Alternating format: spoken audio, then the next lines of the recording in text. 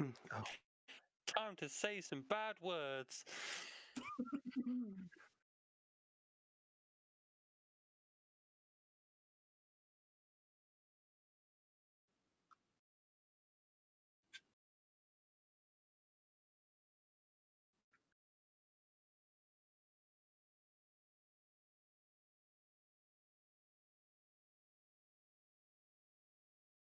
No. Hey. Shut up.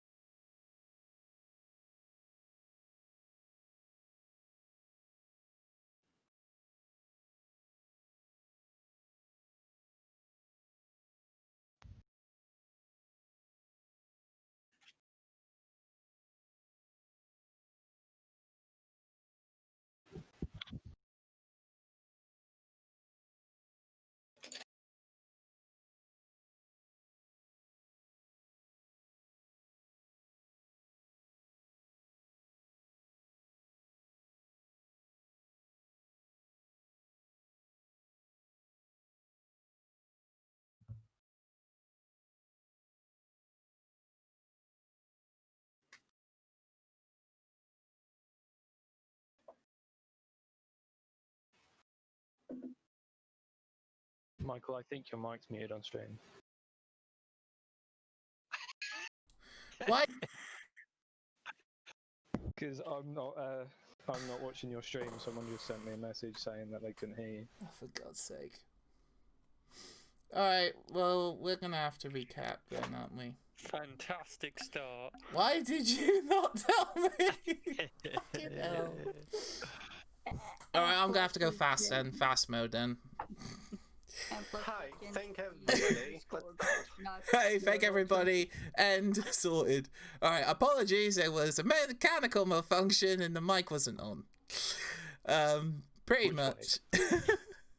We start off on the lands of vast lands of Chrendor, in a small little town in the Southern Empire called Woodpoint, a small little town that is used as a pit stop for people to gather, to drink, have a little rest on very large or vast journeys over to the capital. We start off during the springtime, where things are starting to warm up. The sun is getting warmer, but the nights are still a little bit cold. You can feel it now and then. We also... Oh, I should stop saying we also. I'm losing train of thought now. I'm trying my best. Please bear with me. Just breathe it out, man. You can do this. I'm panicking so much. Don't panic. Don't panic. Thank you. We start our journey in the Woodpoint Tavern, a small little busy bar with varied stalls, tables, our typical barkeep just watching things go by, cleaning his utensils and just watching and listening to just people just having fun, being merry, In the corner, you got a half drow and a bard with some instruments, just playing music, just adding a little bit of atmosphere. You got a few people on on some of the tables and chairs. You have a person that is just drunk too much, well too quick, considering it's just in the start of the afternoon, just pretty much already passed out on the countertop facing the barkeep. He just standing there, and the barkeep's just watching him. He's like, I'll leave him to sleep for a little bit. And we begin with our first two adventurers, who are sitting on a large table situated near to the front door, but a little bit back, so they're not in the notice area. And where we have our first two characters, Blazer and Hudster. Could you please introduce yourselves and what you look like? No.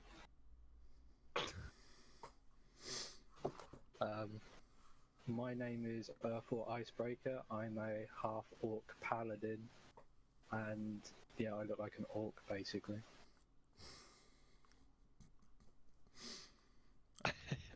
Okay. Do you need any more than that? Okay, fair enough. Sitting adjacent to this fine half-orc is... Oh, I forgot to mention I'm a female. Female half-orc. Actually, I didn't even... Yeah, that's a little handy, yeah. This fine female half-orc. Sitting adjacent is Blazer. Please introduce yourself. I am a male wood elf called Blazor, and I am a ranger / cleric. No. Need any more than that? If you got any fine descriptions, if not, that's fine. That's fine. As they're sitting down, they have... Looks like Legolas. Okay, fair enough. Looks like Legolas. We'll just carry on with that. So, as they are sitting... Give you a good idea, doesn't it? Yeah, that does.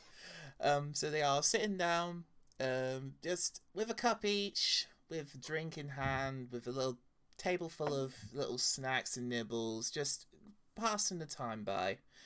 And by then, a humanoid creature stumbles through the two doors that leads to the exit of the tavern. Is Modern. Modern, please introduce your character, please. Why, hello there. I'm Craig Gutamaya Fastris.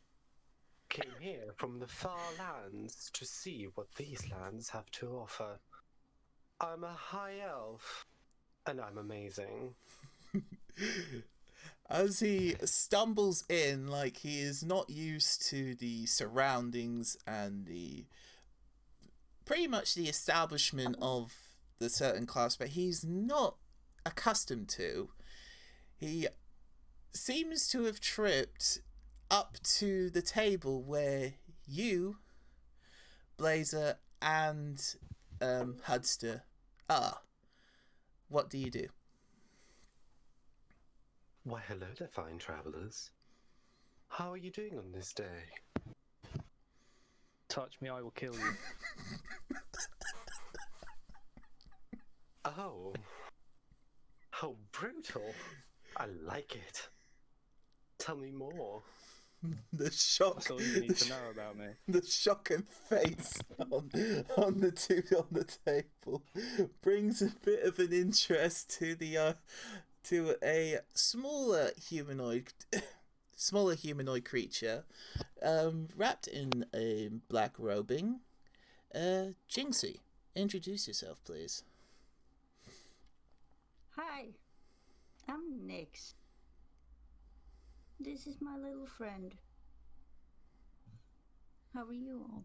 As she holds up her hand, a small little lizard gecko-looking little creature crawls up to her small hand. in a little bit of fright as just come across three larger than normal compared to what this lizard gecko has experienced before. A little bit frightened, but then just gets used to it because it's in embrace of his own master, or his mum, if you want to put it that way. As you three are talking, Nyx gets a little bit interested and then creeps up, a little bit awkward, a little bit shy, but it catches your eye, Blazor. As your perception is very high, you can easily catch her stumbling up towards you. What do you do?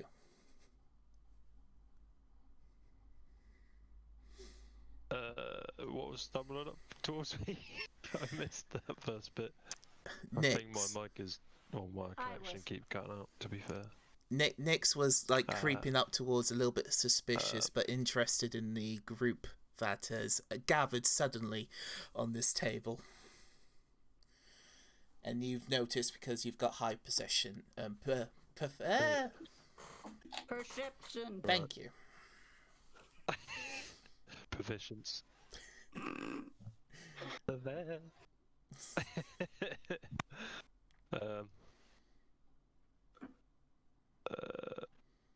Don't know. You just ignore her, or are you gonna say something? Ask her what she's doing. What are you doing? I saw something. What's it to you? Can I prepare to attack? As you suddenly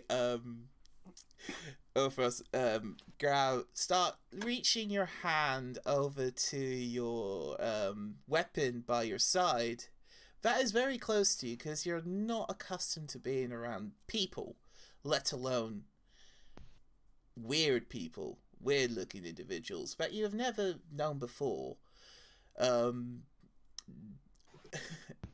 I'll need Cray and Blazel to roll a perception check, please. How do I do that? It's a roll 20. Fuck. It should say on your character sheet. Just say it should have perception roll. Right.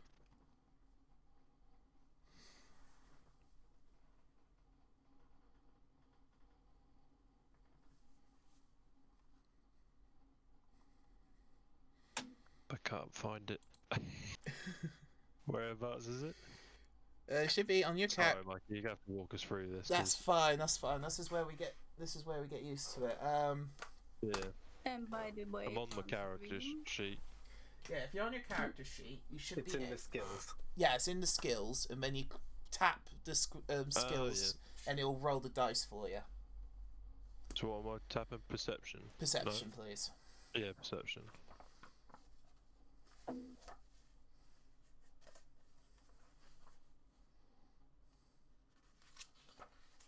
Has it rolled for you? Which dice was it? A 20. 20. Yeah. It should be a d20, and then it should add if you've a modifiers. Oh, there we go. 19. 19. Cray? Yeah.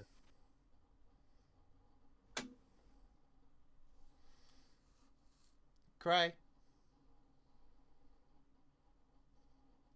Modern? Yes. I was calling your character name. Oh, What's your perception check, please? I nearly pissed myself. I roll natural 20, so 22. 32. Right. As you were standing next to him, you instantly see Ulfra grab his weapon, and what do you do now?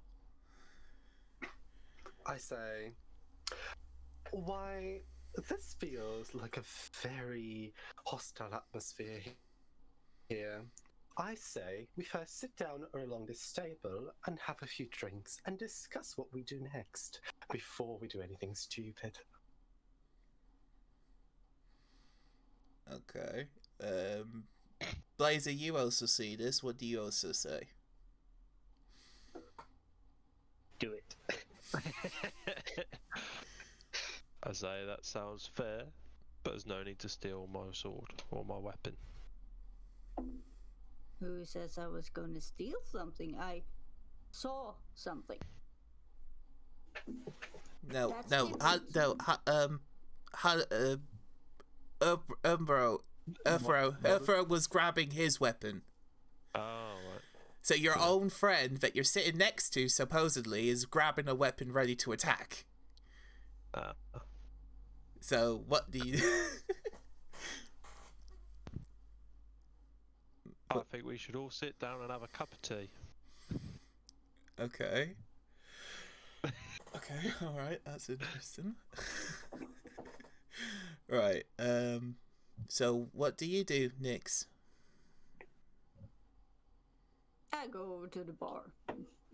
You go over to the bar. Right, okay, so you approach the bar, forgetting it is a average size bar, so you are staring head height towards the bar stool.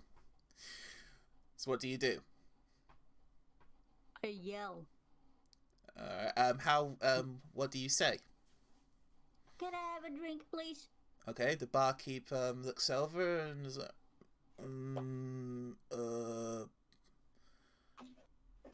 come again? Are you deaf? I asked for a drink. Oh, sorry. I'm not used to small people. I'm sorry. What is it you're particularly after? Something liquid. Something liquid. You're gonna have to be that bit more specific. This is a bar. We have mead. We have various wines. We have water. If you want to have some tea, you can. I'm not great with tea. I'm more of a drinking type of man. Do you have something exotic called beer? Exotic.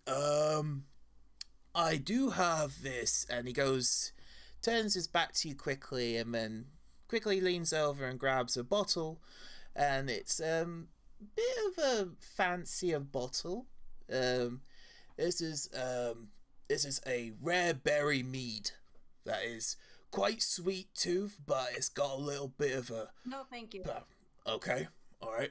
A little bit of shock, goes over and then picks out another bottle, and it's like, okay, this is called Wild Boar's Scent. And it's a very powerful elixir, which is put some hairs on your chest if you can have hairs on your chest. Are you interested? Sure. Okay. So if you want the bottle, it's 5 silver, but if you want, pardon? Yes. Okay, right. So he leans over the bar to pass you the bottle, and then the other hand asking for 5 silver, please. And, do you hand him the 5 silver? Yeah. Okay, right. So exchanging hands, grabs 5 silver, passes you the bottle, and it's like, do you want any glasses with that? No, thank you. Okay, so he's like, thank you for your patronage, man. Stands back up and then puts his coin in his pocket, and then he goes back to clearing the tops, serving other customers. And what do you do now? A drink. You drink in the middle, okay? So you pop the cork and you just take a little bit of a whiff before you smell it, before you drink it. And it's a little bit pungent. It is something that would put hairs on your chest. If I could have any. Are you going to take a sip or a swig? I'm taking a sip.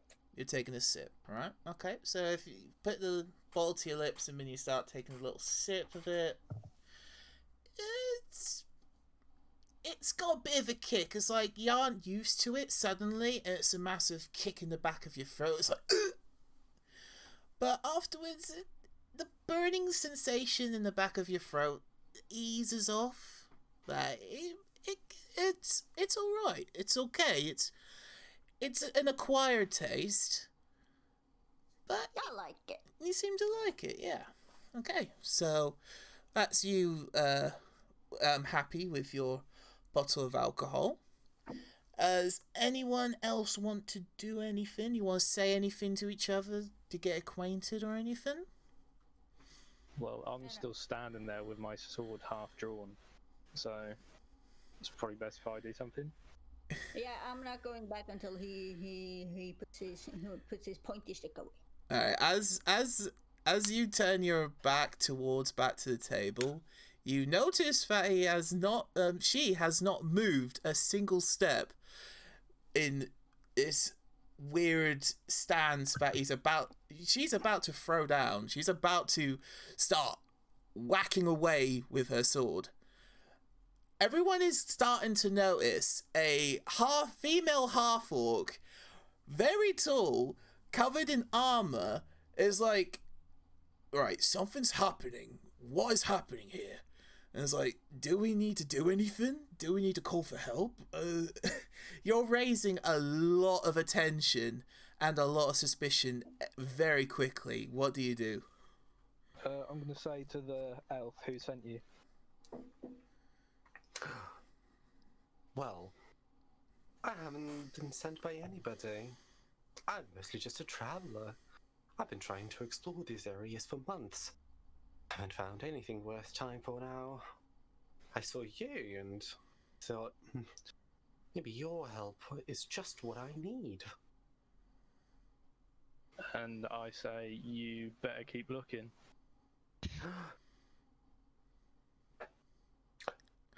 Alright. Sit down at a bar. You go down the bar. Okay. Yes. Alright, so you approach the bar. You approach the bar and the barkeep comes is like, what would you like to drink? I say, I would like to have 1 cup of the best wine you have, 1 bottle of fruit cider, and 3 bottles of beer. Ooh. Okay. I can happily do that for you. Alright, so as he reaches over and gets this just standard style bottle of wine, pops the cork out, and then just swirls a little bit so it gets everything. Brings out a cup, pours it to about 3/4, nearly full, because he knows that he's about to get a good sale. Doesn't want to stinge off the bar. Passes the cup over, then quickly goes over from his countertop, grabs a bottle of cider, and then goes and grabs 3 bottles of beer. And it's like, with all of that there, I can happily do that for 8 silver. I say, deal. I hand him over 8 silver. Silver, change of coins That's passed, definitely hands it over. But with all the acquired booze, I signal over to all the lovely people that I've just talked to come also to the bar, inviting them to the drinks. Having the wine for myself, of course. I ignore the elf and sit down.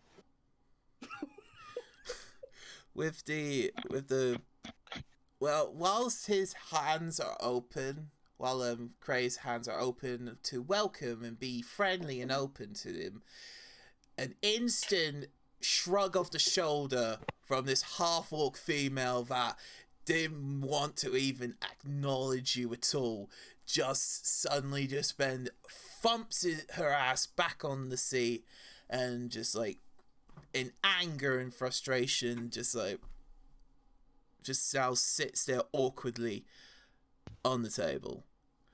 What do you do, Blazer and Nyx? I go Crawling join. on top. I'm Oh. crawling onto the stool.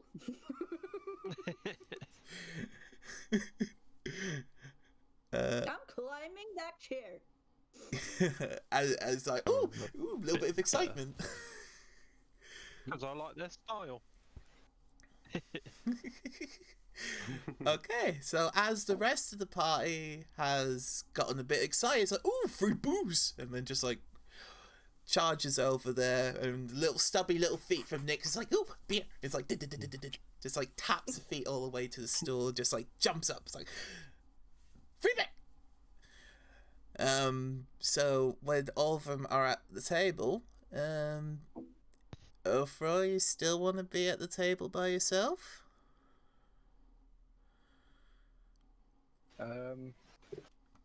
Yeah, I do. Okay. All right. As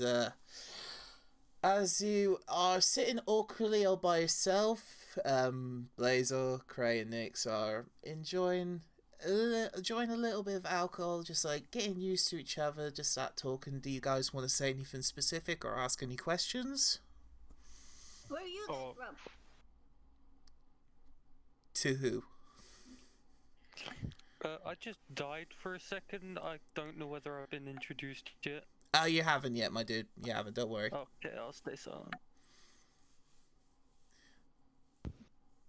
Well, I came from a very far land.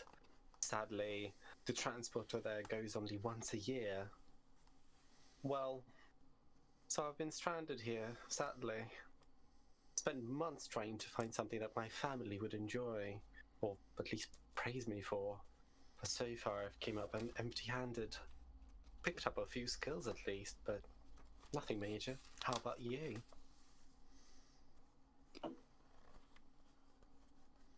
Well, I'm from around here. I'm not in contact with my family anymore because of something happened. So I just roam around collecting shinies if I can find them, and Oh, hire my skills out for it. what kind of shinies could you possibly have? May you share? The stories of your adventures must be the most valuable thing you have. I like gems. What I kind of collect gems in gems. particular? I like emeralds, and I like diamonds, and I like obsidian things. I noticed that that's exactly what her armor is colored like.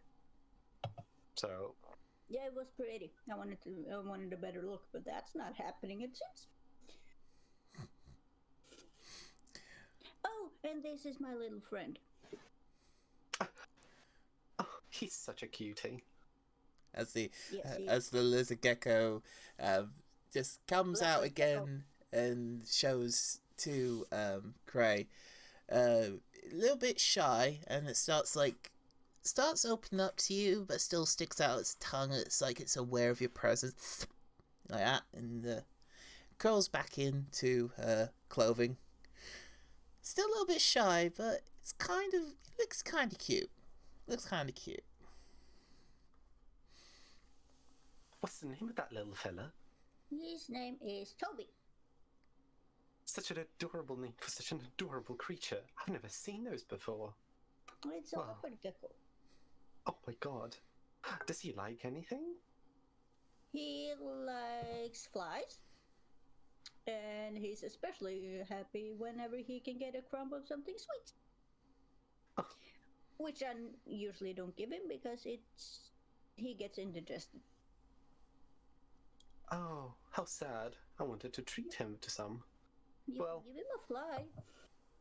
Well, I wish I could find some. Well, actually, I found quite a couple yesterday in a motel nearby, but sadly, didn't catch any.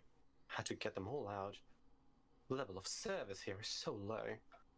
But I hope we As can as you say find that him. phrase, the barkeep just seems to have overheard your conversation. Just does a very sharp. It's like, and as he does that cough, he just goes back to what he was doing. A little bit disappointed, a little bit upset that you've just done a very nice patronage to him, but now he's a little bit unhappy with you. I noticed that he is clearly unhappy. Sir, I'm so sorry. I don't not mean to say anything to you. It's not of this establishment I'm talking about. It's the other one, on the other side of town. You've been very lovely so far. Unfortunately, I am the only bar in this town. Can I get up and ask the bartender if he wants me to rid of them? Yeah, you can. You can do if you want. Alright, that's what I've done, and my sword is drawn. He goes, don't worry. I can handle this. You just sit down. Just sit down. It's fine. Okay? Okay. I sheath my sword and sit back down. A little bit, as he looks behind, he's just like, okay, this half-orc's got some issues. I just don't want to piss this lady off. Brings his attention back to you, Cray. And it's like, I understand that you may not be from around here, Why, yes, but of course. there is a certain need to know that if you're in a person's place of business, don't openly, especially in front of the owner, to disrespect the person's establishment in any way, shape, or form, especially on the service, because that is an easy way to be killed in this area. Thank you for the heads up. And then I just turn back to Nix. I think. As you try to walk back, is like, if you have any more problems. He then raises his right hand and points to a weapon that is on a holder, elevated for the whole bar to see. Is a very worn but very very beaten up hammer with a nameplate that says in common Genevieve. And it's like, and he says this: if you have a problem with me, then Genevieve has a problem with you. Just remind you of that. And he just lets you walk off. That's a pretty hammer you have there. Well, thank you. Can I look at it? No. Fine. While this goes on, I decide to get up and go sit next to the half-orc because I like their style. Okay, as you've started to gain some interest into this female half-orc sitting opposite you, you just get up and then you start sitting next to her. Is there anything you want to say?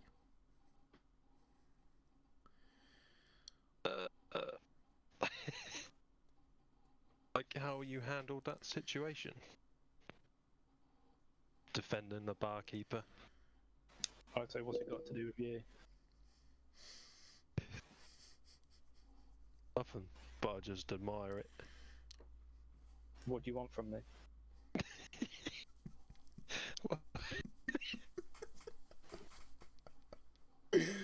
Whatever you're offering. I draw my sword and prepare to attack. I draw my daggers As you in both show of defense. As you both now brought both your weapons out to retaliate, the barkeep instantly shouts, "Oi! No fighting in the bar!" I said, what are you going to do about that? He goes over, reaches out to his hammer, lifts it off its holder, and then brings it down and slams the head onto his other hand. It's like, oh, even though you're a lady, don't even test me. As he says Okay, that, the music. Do you think I'm weak because I'm a lady? No.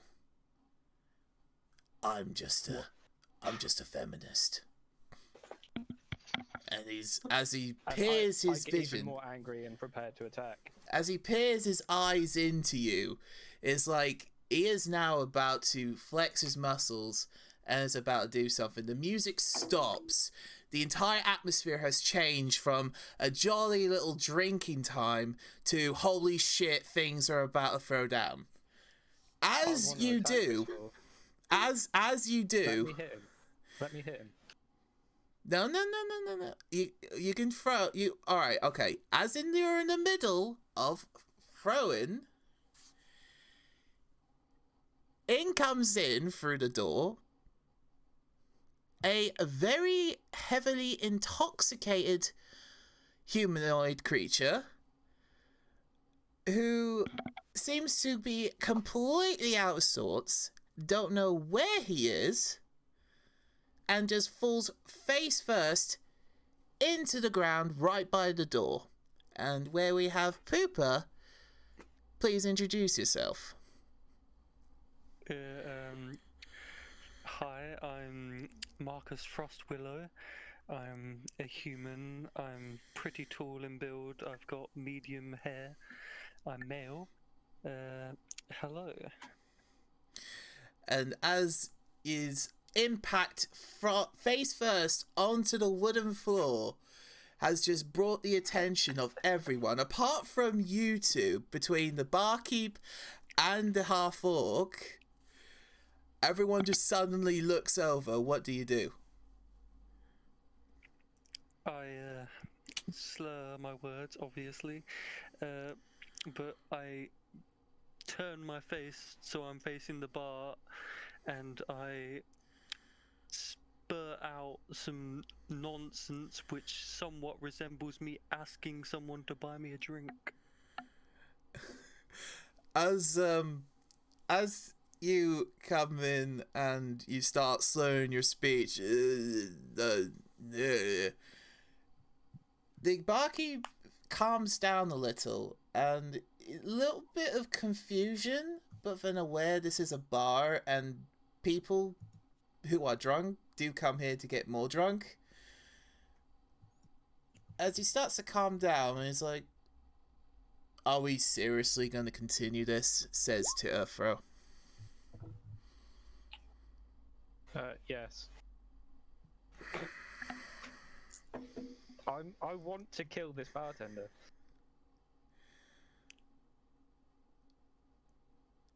As he hears that response, he then chuckles and regains his posture as, "You're not even ready for me."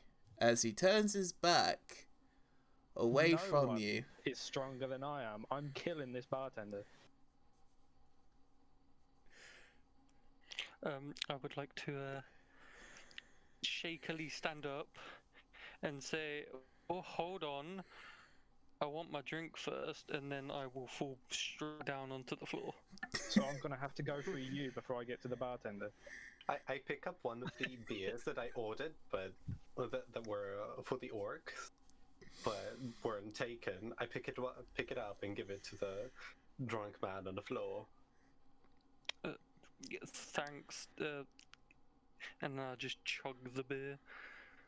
As you are in a little bit of daze and confusion, but in admiration, it's like, "Oh, a beer!"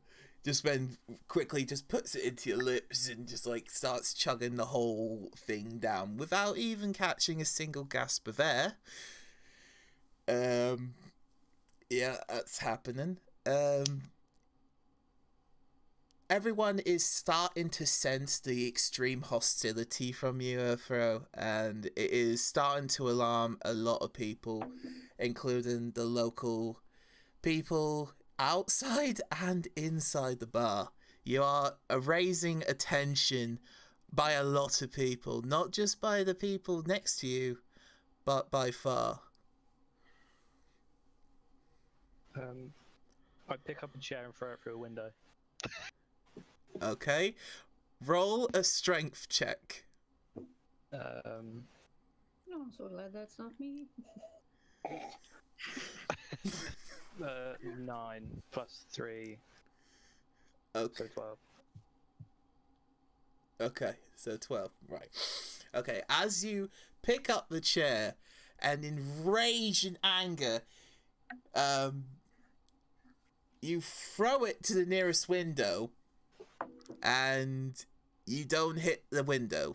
You hit next to the window just, and the chair is now in pieces, lying on the ground next to the window, as you seem to have just missed the window, and it is now smashed.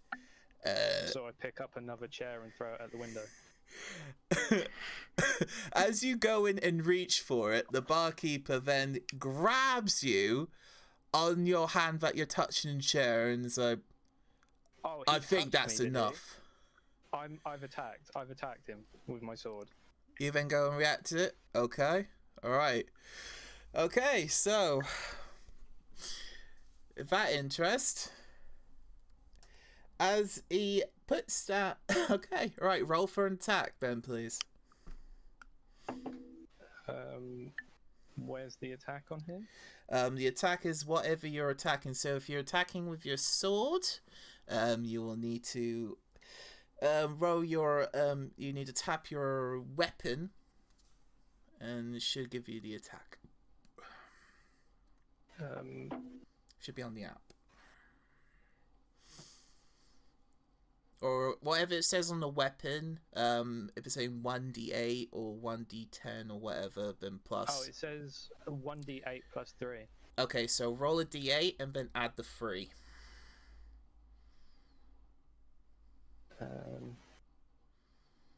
Oh, hold on, no, that's the attack. Sorry, scratch that. That is before.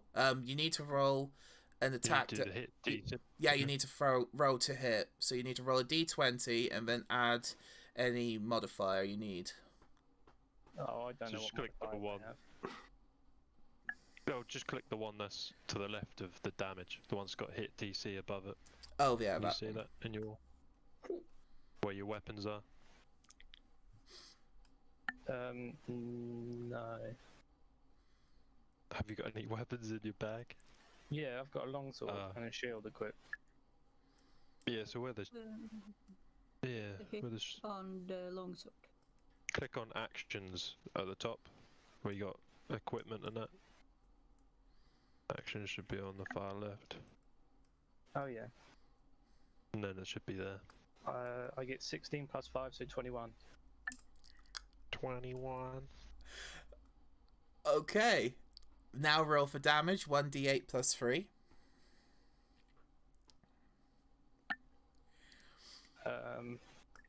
5, 8. 8. Okay, as you reach over for your longsword, then goes over and then go in and connect the sword to his skin, you've cut his shirt and there's a little bit of blood from the skin, but it seems to be completely unfazed as you have now realized this person is used to fighting. As he then now attacks you, what is your AC? My AC? Yep. Armor class. Yeah, armor class. Should be the massive Could shield. I intercept? Oh, heavy. Pardon? Could I heavy. intercept this? Yeah, you can, Armor class will. 18, there we go. 18. 18. Thank you. You can. What would you do to intercept? How will you intercept this? I mean, I plan to drunkenly stumble over into the barkeeper and sort of I want to say body block, but because I'm drunk, I'm sort of swaying here and there, so it's not the most effective body block. And I'd like to say, I'd like a drink, please. As he starts getting angry after... Can I just laugh at this person? Can my character just laugh at this person? Yeah, you can laugh, yeah. There you go. I would like to punch you in the face. Go for it. Okay, I'm going. To All right, punch you in the I face. will have to interject as a DM. We don't want to stare off into a murder hobo. Just saying. We don't want to stare into a murder hobo situation on the first fucking What? episode. If Can I I jump wanted in to between murder them, and settle them I would both have down? used my sword, but I'm unarmed. I'm using my fists. Can I jump in between with 2 beers in hand and offer them out? Yes, you can. Yes, you can. You're gonna need to roll Clear the piece. roll a persuasion check.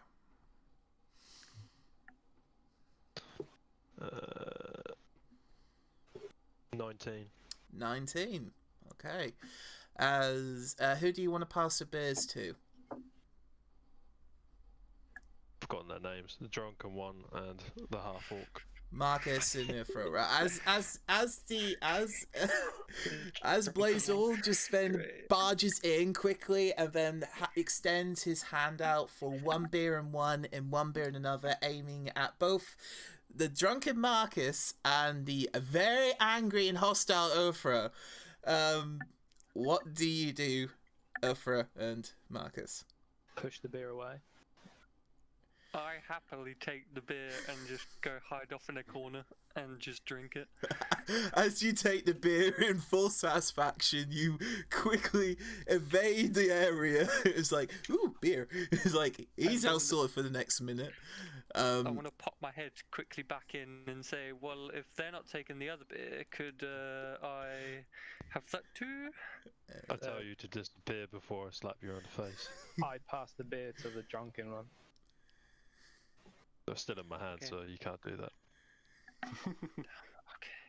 Okay. You can roll a strength check to fight over a bottle Yeah, of beer. I'm rolling a strength check. Okay, roll a strength check then. Both of us or just in? No, I'm 19. thoroughly enjoying the show, sitting on my bar stool, dangling my feet. Yeah, you're just sitting there, just like, this is a good fight. My strength check was What 19. events? Strength check 19. What about you, Blazel? Oh, I had done mine.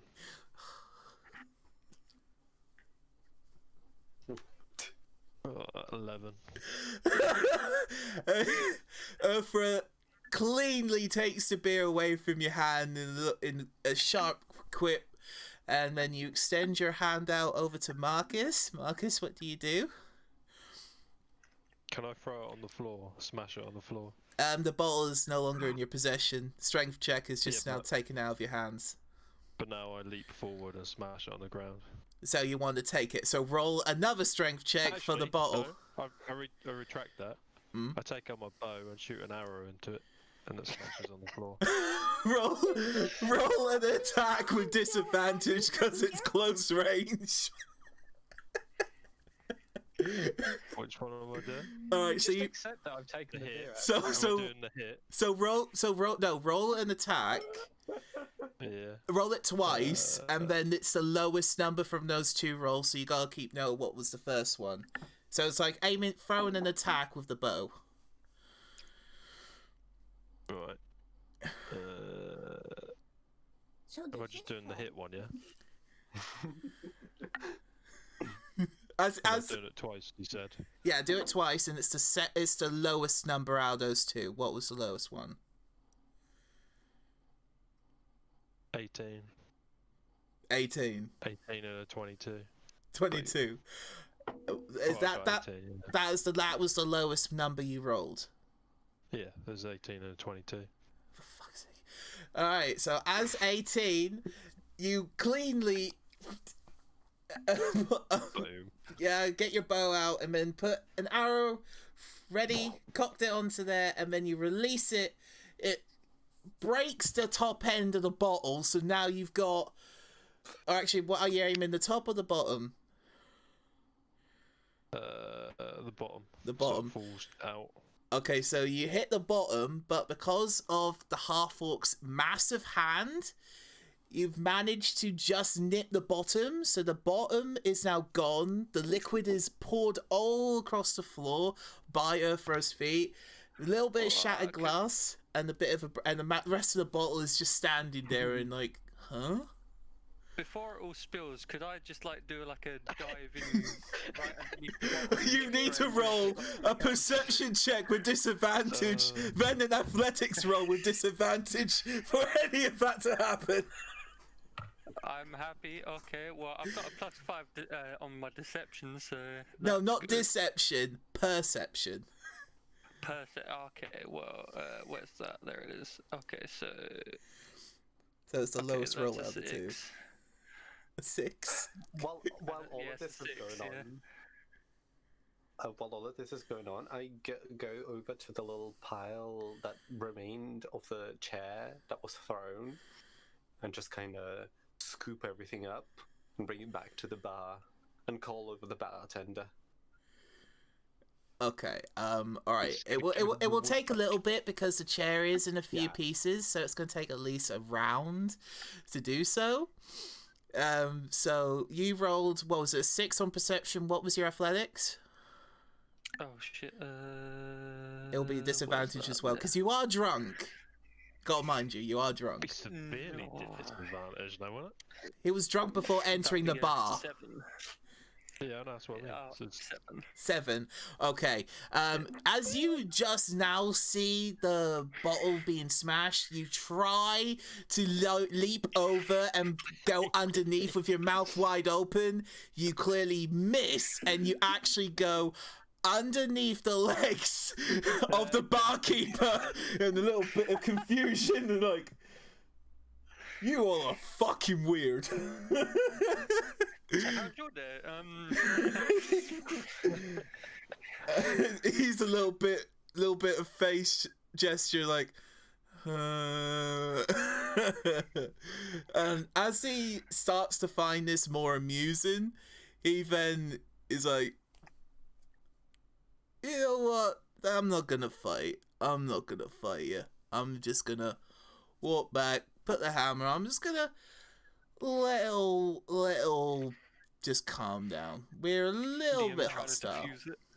Yeah, he's trying to diffuse it because at the end of the day, he doesn't want to murder anyone today. He's having a good life, not hurting anyone at the moment, so he wants to try and keep the peace. Because at the end of the day, his establishment's not there for people to get hurt, it's for people to get drunk, and that is it. So as And he that is me. and as he leaps over one leg over your body that is still on the ground in a little bit of confusion, just leaps over again and then just now starts walking to behind the counter. After seeing you, Cray, with the remains of one of the stools or the chairs, he picks up the pieces and he says, "Thank you." I interrupt him and say, no, put them down at the bar table.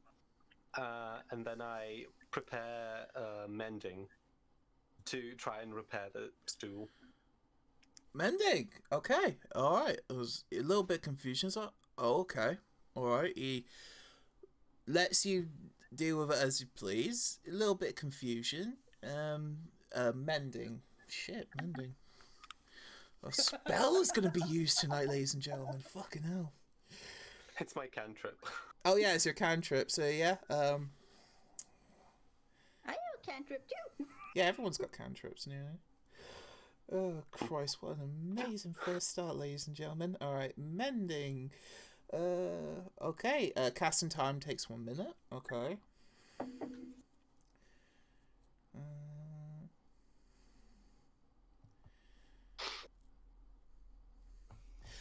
It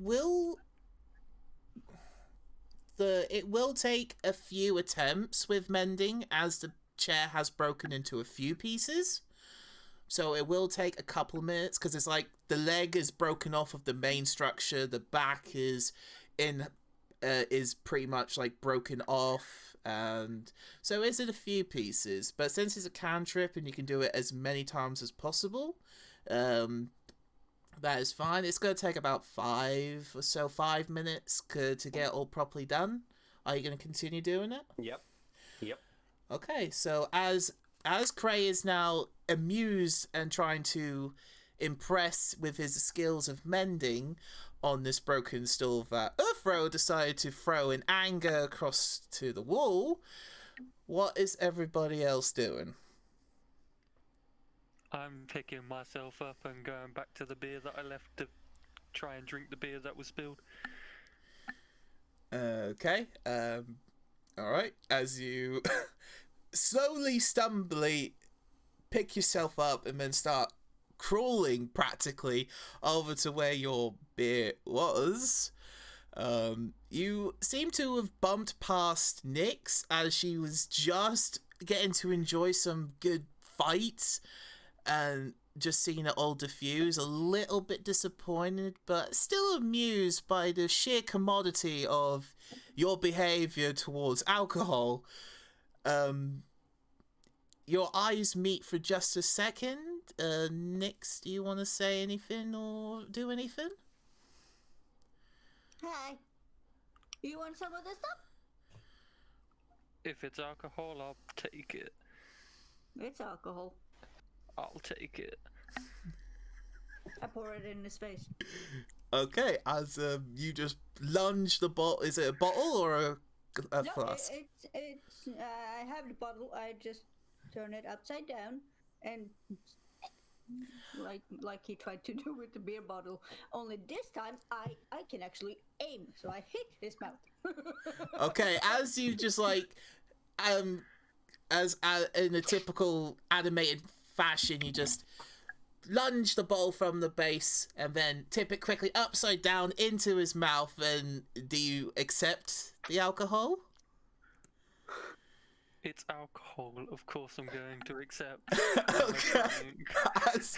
As you take the alcohol and engulf your mouth full of booze, and I want to see his reaction, how he reacts to it, because I had some fun with and it. this you've not had this drink before. This is wild boar essence.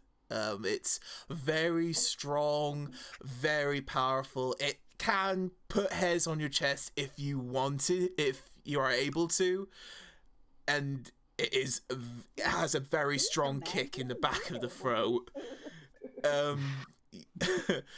As you are intoxicated at this point, you don't feel the initial burn. Do you? Are you allowing him to consume the whole bottle? Sure. Okay. As he finishes off the entire bottle, and then you take the bottle out, I'm assuming. Well, he's not gonna eat it. He's not. I'm drunk, you don't know what I'm gonna do. It's glass. As Gobble gobble. I'm drunk, you don't know what I'm gonna do. It's my bottle. I just gave you what was inside the bottle. It's my bottle. It's a nice bottle. Give me my bottle. as you are now rustling each other, it's like Marcus is fighting for the last strip. It's like, give me. And Nyx is like trying to fight the bottle. It's like, it's mine. I point to one remaining drink on the table that I ordered, like offering it to somebody. I can take that. Take it. I let go of the bottle and it clinks into his face. As you go and do it, Pooper, I need you to roll a Constitution saving throw with disadvantage, please. Where the fuck am I finding this? Oh, is that it? On your character sheet, tap Constitution, and it's saving throw, not check. 5. that was the disadvantage roll. It's 2 rolls and it's the lowest number. Yeah, the lowest I got was 5. The lowest is 5. Okay.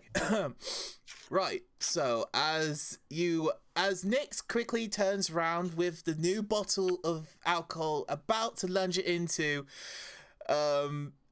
your face, Marcus, starts to go pale, white, and a little bit icky, as you can't seem to hold what you have just recently consumed. In the vast space of 5 minutes, you have seemed to have consumed so much alcohol. Better not puke on me. Your body is starting to feel about like you're about to release something from the deepness of your body. I'm jumping up. I'm jumping up on the stool and up on the counter, and I'm roll an athletics check. Please slip over. On my puke. No, he hasn't pooped yet. Yeah, I know that it was a joke. That's a 14. That's a 14. Okay, right. As you just suddenly see his face start going all pale, like he's about to release the contents of his stomach, you just suddenly just get over the stool and about to leap off the countertop as Marcus releases its entire contents over the stool where you just was and all the way down, covering the entire stool in vomit, as you have now just released everything you've just had the last day. But did he hit me? That would be a no, because I would say he was already kneeling on the ground, taking the alcohol as he was sitting, so the height difference you would have just got over with a 14. Just. Does he hit me though? I'm sitting next to Nix. Roll a perception check. Roll a perception check, please. 14. Yeah, you just got it. A couple of droplets may have just splashed onto your the closest leg, possibly on the shoe or the trouser. But apart from that, you were pretty much unscathed by the sheer mass of Marcus's vomit. I look in disgust onto any droplets that actually came in contact with me. Is my chair finished repairing? I would say in that space of that time, yes. I would say you've just now mended it and then saw he was about to throw up, so you just quickly just got your body out of the radius of the vomit. So pretty much you've got a fixed chair and a spoiled stool covered in puke. Oh, God. I take the newly repaired chair by the legs and lightly bash him on the head. On Marcus's head. Yeah, lightly. Nothing to cause damage, but like to signal that he did offend me by. I think a backhand would be better. Projectile vomiting on me. I mean, to be fair, at that point, I've just thrown up my guts. I'm pretty spent, so I'm half out anyway. Okay, as you go over with some sinister anger, with the chair above you, like with demon eyes, like you're about to release all heavens above onto this completely drunk, nearly borderline passed out Marcus. As soon as you're about to let the chair start to let gravity take the strength with you, you will need to roll a strength check, please. Cray. No. 10. 10. Okay.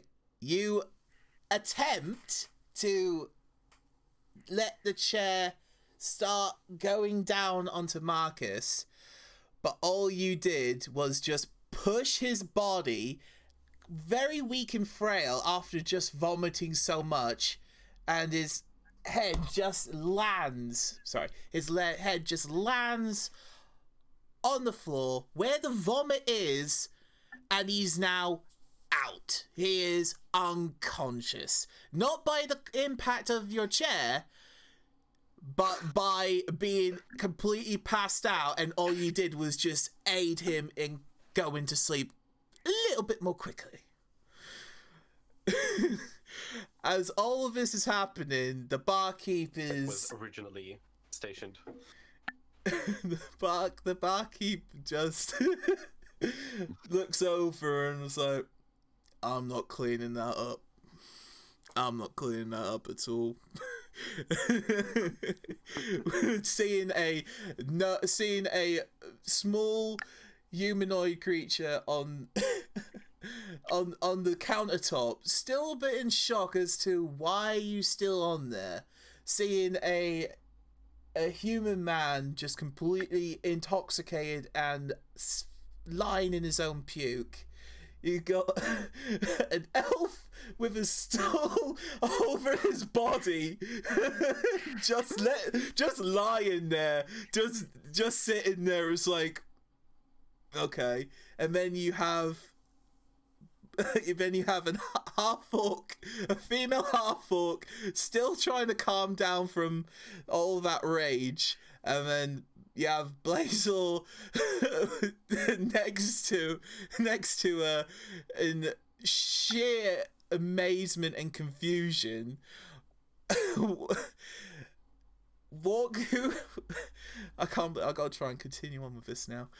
As Go silent. You just cut out. have I just cut out? Yeah, you How long was I cut out cut for? out. I'm on you. Well, I heard you say my name, and then that was it. Oh yeah, so okay, alright, so you didn't miss much. So as I was saying, as you all have just now witnessed this shamble of an event that had just recently occurred. Absolute shamble of occurred. This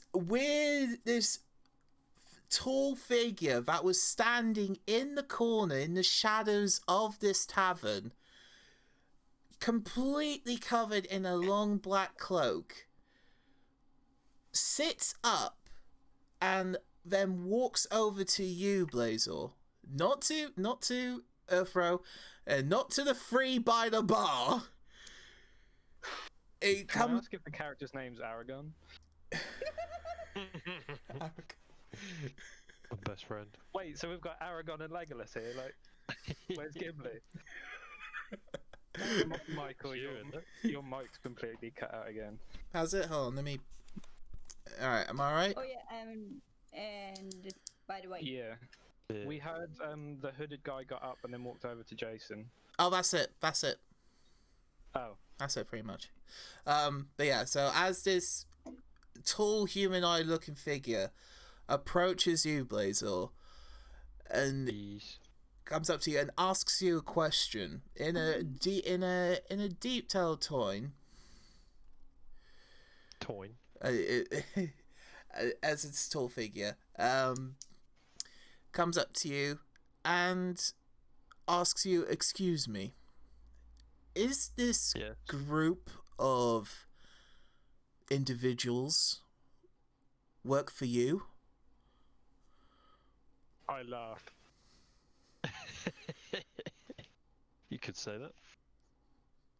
pardon? As he's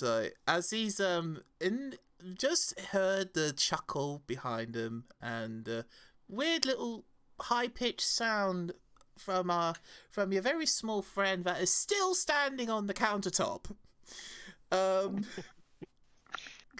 Looks over to you, is like, "If you are, I have a job for you."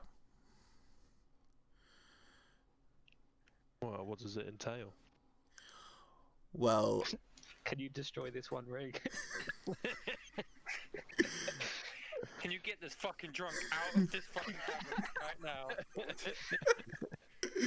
as he comes, as he sees the weirdness and that, still trying to act all professional, trying to inquire business with you, he says, "Well, it depends. Would you like money?" I like I'm not money. powered by money, but it could help. Okay. Money gets me more drinks. Money makes the world go flat. Mind you, Marcus, you're Yeah, the still drunken oak in the incapacitated on the corner ground. runs it. Marcus, you're still out for the count for at least a couple more minutes on the ground. He's a Yeah, that's professional more drunk. like He an can still IRL speak. thing. Shall All right. tell the guy that All right, the drunken oaf in the corner will do anything for money. Okay. All right. Well, when you say anything, that makes me sound a little bit like a prostitute. all right. All right. I will allow you just to quickly just like get up after covered in puke, so half of your face is now covered in your own puke. It's like, "Ooh, Thanks. buddy." As you see that. Ears perk up. Okay. All right. All right. So, if you are interested, I have a request for you. If you are interested. Will there be Definitely kids? intrigued. Okay. Well, if you would like to come over to my table where it's not surrounded by people and puke, we can happily talk.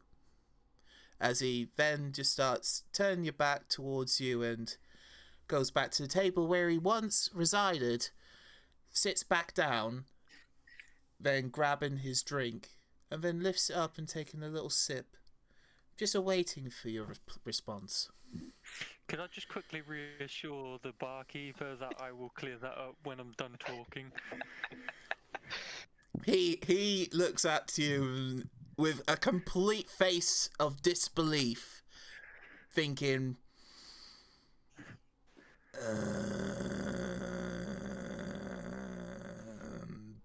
Is that the sound he's making? yeah, that's pretty much the sound he's making. No, that's pretty much the sound. He's an elderly gent, so he's like a little bit of a deep voice. Like he's about to. Sounds Nah. fun. Can you give the bartender a pipe? As he goes over, after realizing that, he goes and picks up his little pipe, fills it with tobacco, lights a match, and then smokes. It's like, There are no. a couple of meanings for the word pipe, and there's one that I'm thinking of that is a little bit weird in that scenario, but okay. What, a show pipe? No. No, A as in pipe as traditional in, show you know, pipe. There's nothing weird about him going behind the bar and playing with his pipe. Thanks for making that so over 18. Thank you, guys. I whisper, kinky.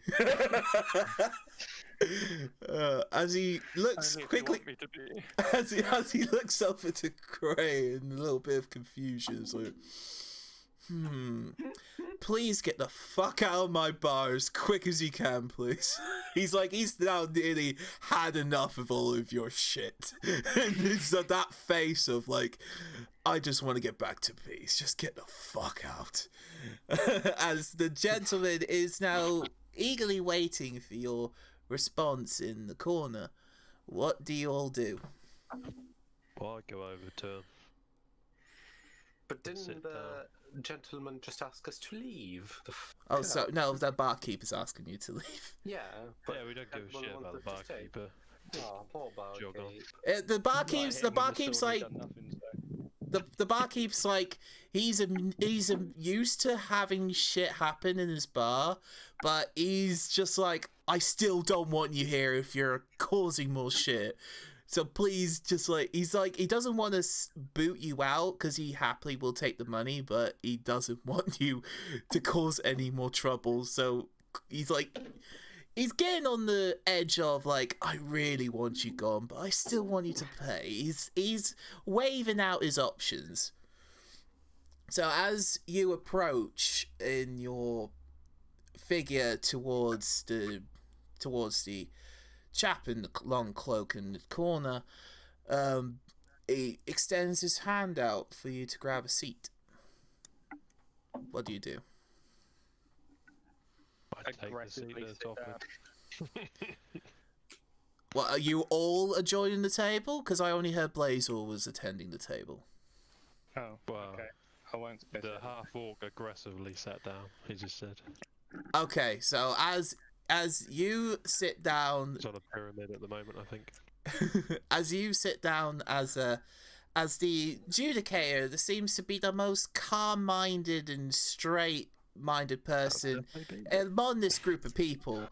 Then the female half-orc, in anger still, is like, I really want to kill something. Then just, like, violently sits down, nearly breaking another chair, mind you. Nearly breaking another chair, and the barkeep just looks over and is like, for fuck's sake. Can I ask the cloaked guy why he didn't come up to me first, as I'm clearly the strongest? Can I give a little? As the cloaked figure hears your response,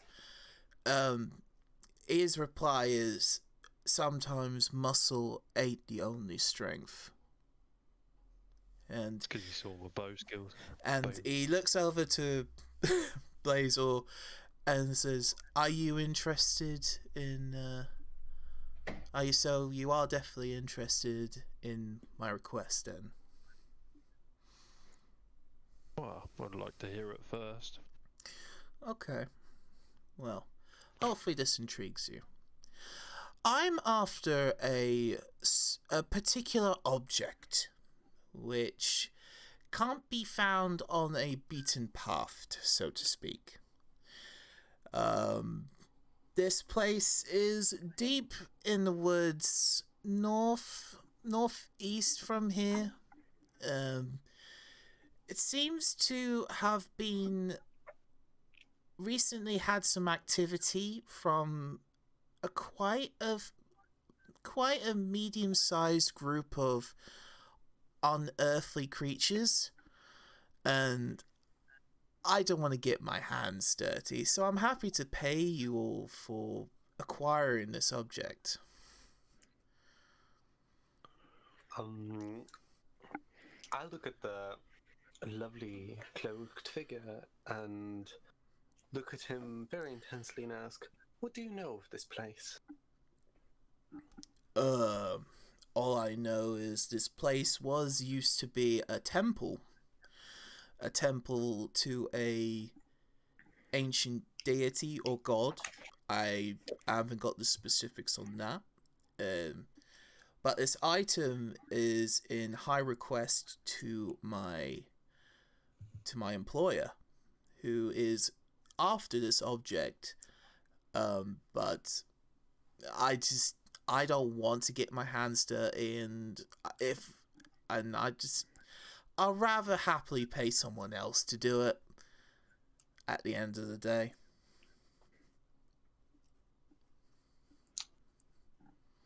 I say that that's a very interesting proposition. I would agree, but I don't know how the rest of the lovely folk around this table will think. I need more I'm still standing information. on counter. Oh, true. I'm just gonna slow my words again, obviously, and I'm just saying, I heard money, I was pretty much set, but I'm gonna go clear up this bar because I feel like I'm getting dirty looks from the bartender right now. So just consider me in, and then I'm just gonna walk off and start cleaning the bar off.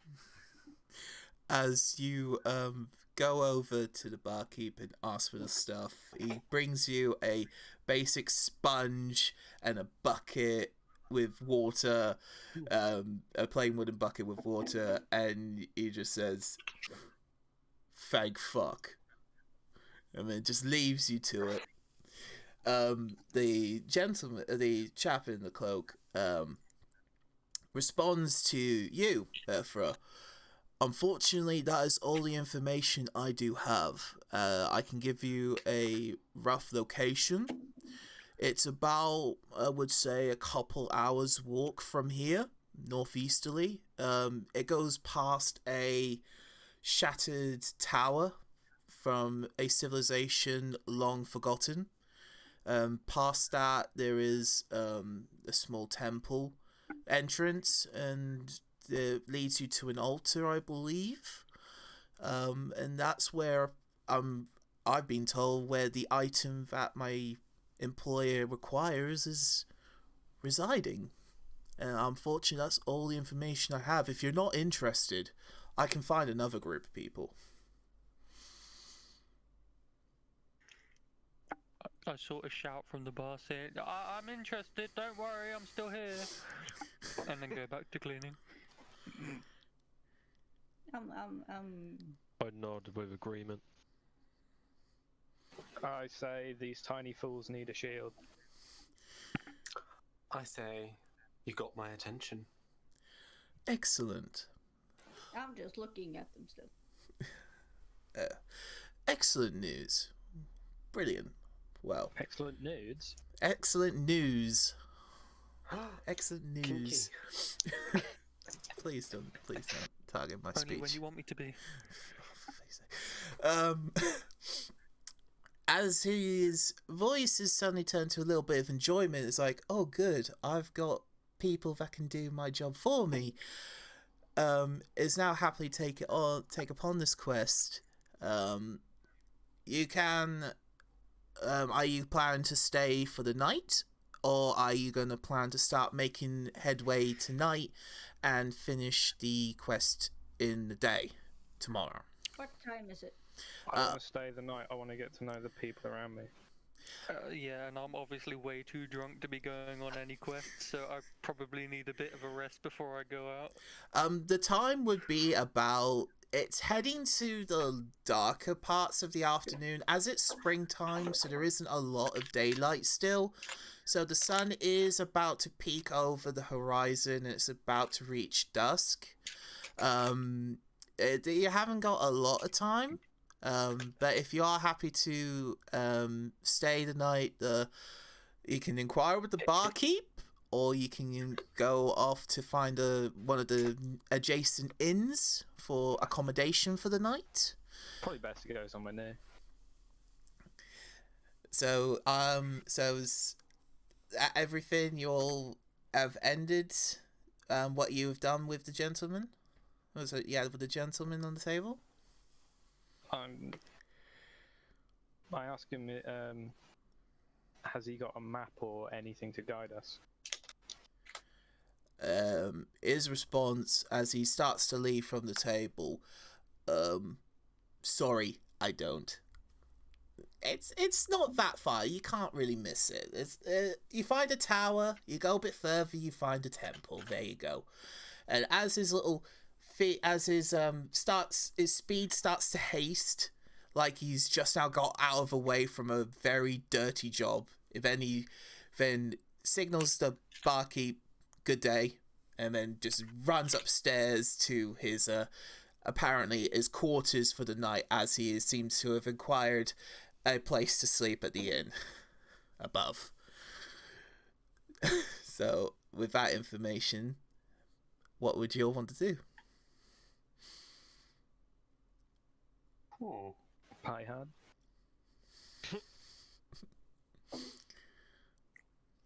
Would you say I've cleaned the bar? I would say at the time of talking,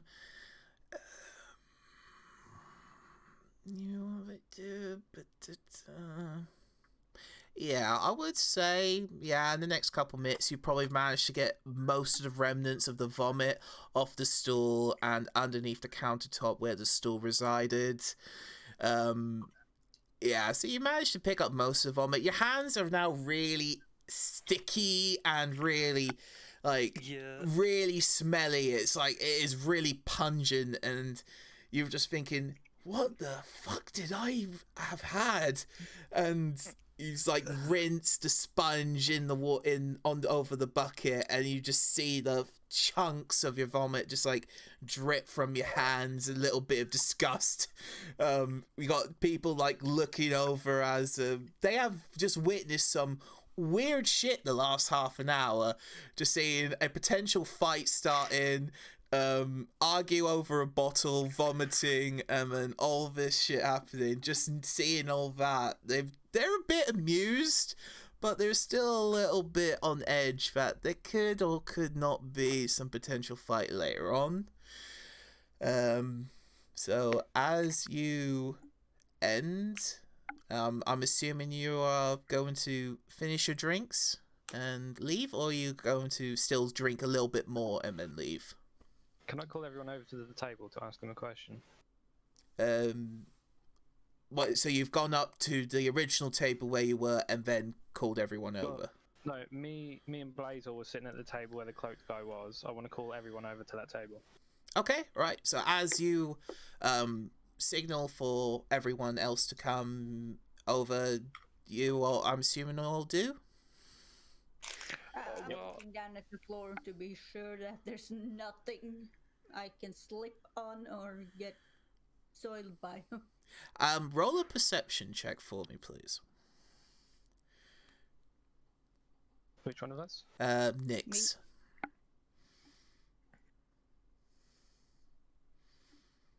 That's a 20. A dirty 20 or a natural 20? Not dirty 20. I got an 18 and I have a 2. Okay. As you peek over from the countertop, like you see, like you put your head over the edge of your, so your head over the edge of your bedside, as you do on the countertop, trying to see if there's any remnants of the vomit that you nearly just got completely covered over, you seem to just gently get your leg onto one stool and then leap off, trying to avoid the entire area just in case there are any residue. You seem to do it fine. You're used to getting off of high areas. I'm quite acrobatic. Yeah, you're quite acrobatic. You're used to getting around like large objects and stuff of sorts. You're going to the table, so you're tippy-toeing over to the table. Craig, you're, I'm assuming you're there already, or you're now heading over? I was there already. Yeah, you're there already. Marcus, as soon as you've you've put the sponge back on the bucket and you hand it over to the barkeep, and with a sheer look of gratitude, but also of disgust, is like, I've now got a bucket full of sick. And he stares at you, he's like, what am I going to do with it? I would also like to make him ask drink for it. another bucket to clean myself up with. Because I stink, I've got sick all over me, my hands are all sticky and gross. I need a bit of water to clean myself up with. You know what? There is a trough outside full of water. You can clean yourself up outside. He just doesn't want to do it for. It's like, that is your punishment for throwing up and causing so much chaos in my bar. That'll do, and I happily saunter outside. Okay, as you go outside to find the local trough, it's right around the corner. That's where they use to feed the horses. With water. You go over, you're using that water, yeah? Yep. Alright, as you start acting like you're in a shower, you just like start scooping up handfuls of partial horse saliva and water.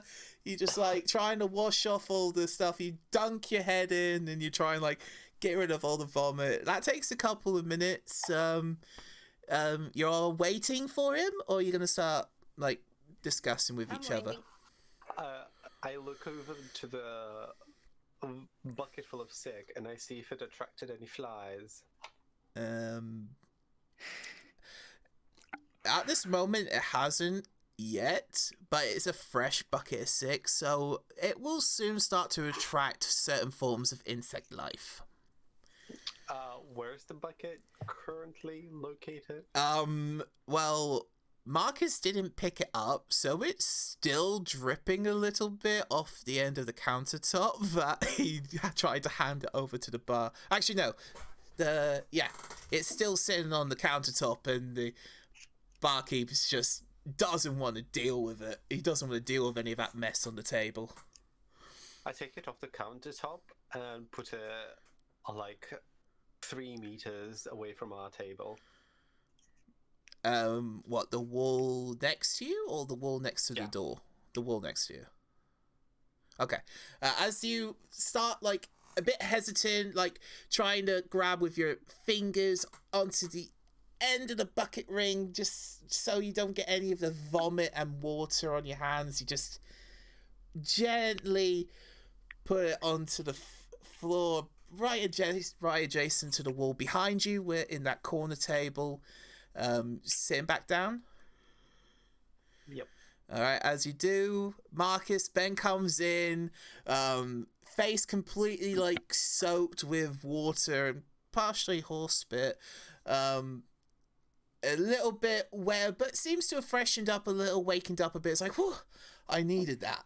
As it seems to the spring chill evening seems to creep in, you start to feel a little bit cold. It's like, oh shit, probably need to wrap up a little bit. As you now walk in, you're approaching the table. Marcus. You're approaching the table, yeah?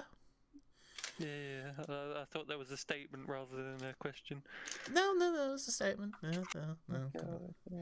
I will.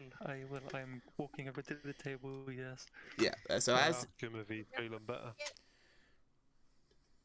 Oh no, Are you feeling better, Matt? I haven't had enough alcohol. I've just puked most of it up, and I need more. But otherwise, I'm fine. I shout the barkeep to shout another round out for everyone. That's not a good idea, but thanks. the barkeep is a little bit hesitant, roll a persuasion check. Considering you have just now had this chaotic near hour inside this bar, he really doesn't want to serve you, but if you persuade him enough, it may. And how are you going to persuade him? I got a 12. Sexy dance. I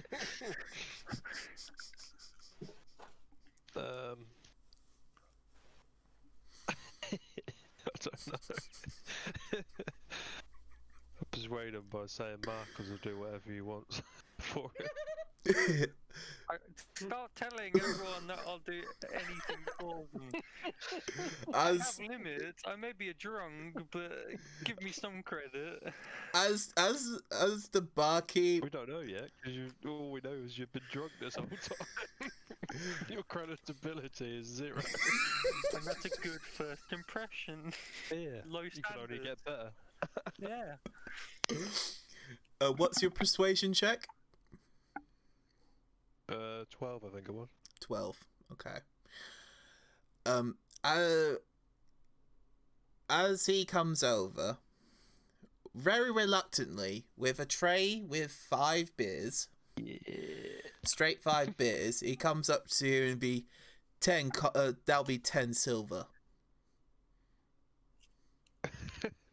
Get your purse out, Marcus. I've only got 2 silver. He on me, reaches out so- his large, callous hands that have seemed to have handled a lot of stuff. Seems to be grasping air, but seems to be gesturing. He wants something to be in this, preferably some coin. And he's like, seems to be a little bit angry now. He's still waiting for the 10 silver. I toss a coin to the Witcher.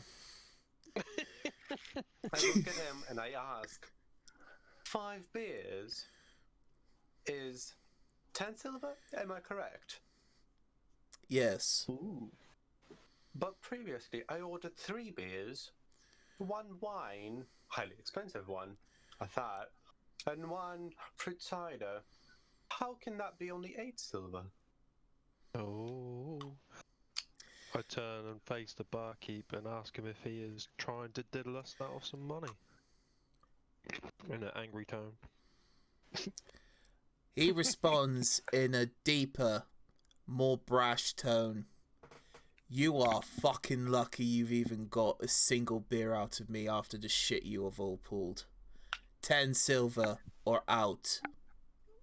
Can I try and sneakily take one of the beers off of the tray? Roll a sleight of hand check with disadvantage. Okay. Can I persuade him and distract him while he's trying to make it easier for him? Alright, how are you going to persuade him? How are you trying to provide this distraction? With my cunning, persuasive skills. And Okay. just talking general shit to him. Can I pick up a chair and pretend to throw it?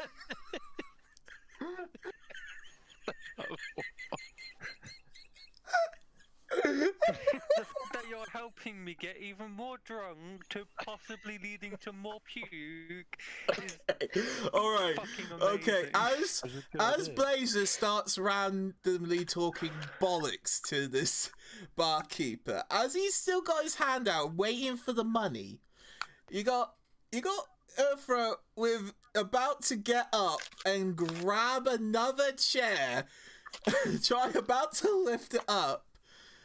What is your sleight of hand check, Marcus?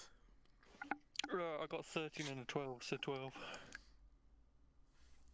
I'm gonna have to roll for this. As you try to grab a bottle from the tray, his peripheral vision catches your hand about to reach over, and he suddenly quickly turns his head towards you with anger and like frustration. Do you still want to grab the beer? Yeah, obviously. Can I give him puppy dog eyes? He quickly pulls the beer higher away from you, turns his head back to you, Blazer. 10 silver. Now. And it's like, this is like, you're about to test his mental capabilities on trying to keep a certain level of professionalism as you all try and stinge him, considering Marcus just now tried to steal a bottle of beer right under him. Can I persuade him to get him for free if we promise that we'll help him out and not do any more damage to his bar? What services would you provide? Oh. 0. You'll need, I would We say, won't break any more chairs. Yeah, we won't break anything else. Is the Like pipe one coming more back into go. this? Hating plant services. We'll trade the beers for no more damage to the bar. Basically blackmail, but And we'll leave after the last drink. he, without listening to any more, he picks up his tray and himself from your table side and then walks off back to the counter. As it seems, With the beers. with the beers in tow, all 5, and he even counted to make sure one didn't get stolen. I'd like to call him back and ask how much just one would be. For you, 5 silver. Shit! Does anyone have 5 silver? jog on. I look at my pretty heavy purse, but I look at him, and I'm like, nah, and, and put it back. As you bring out your massive sack of coin and just peer Yeah. into it, it's like, nah. I'll do anything. I think you had enough. I'm a drunk. There's never enough. I think you had more than enough. Never enough. You almost puked on me. You have had more than Almost. enough. Can we all have pick a up second chance chairs? at this. And We you all did pick up slightly chairs look as group at effort. me. As he starts hearing movement from you, you see him turn around with not just a hammer in tow, a short crossbow, and he is now telling all of you to get out or you will not live this day. Get out. Sounded like a really good day. He keeps shouting, get out. Get out. Are you still staying or are you leaving? Get out. Can I whisper sweet nothings into his ear to calm him down? Get out of my bar now. I tried Now. to intimidate him by, Getting you are you Canada? sure?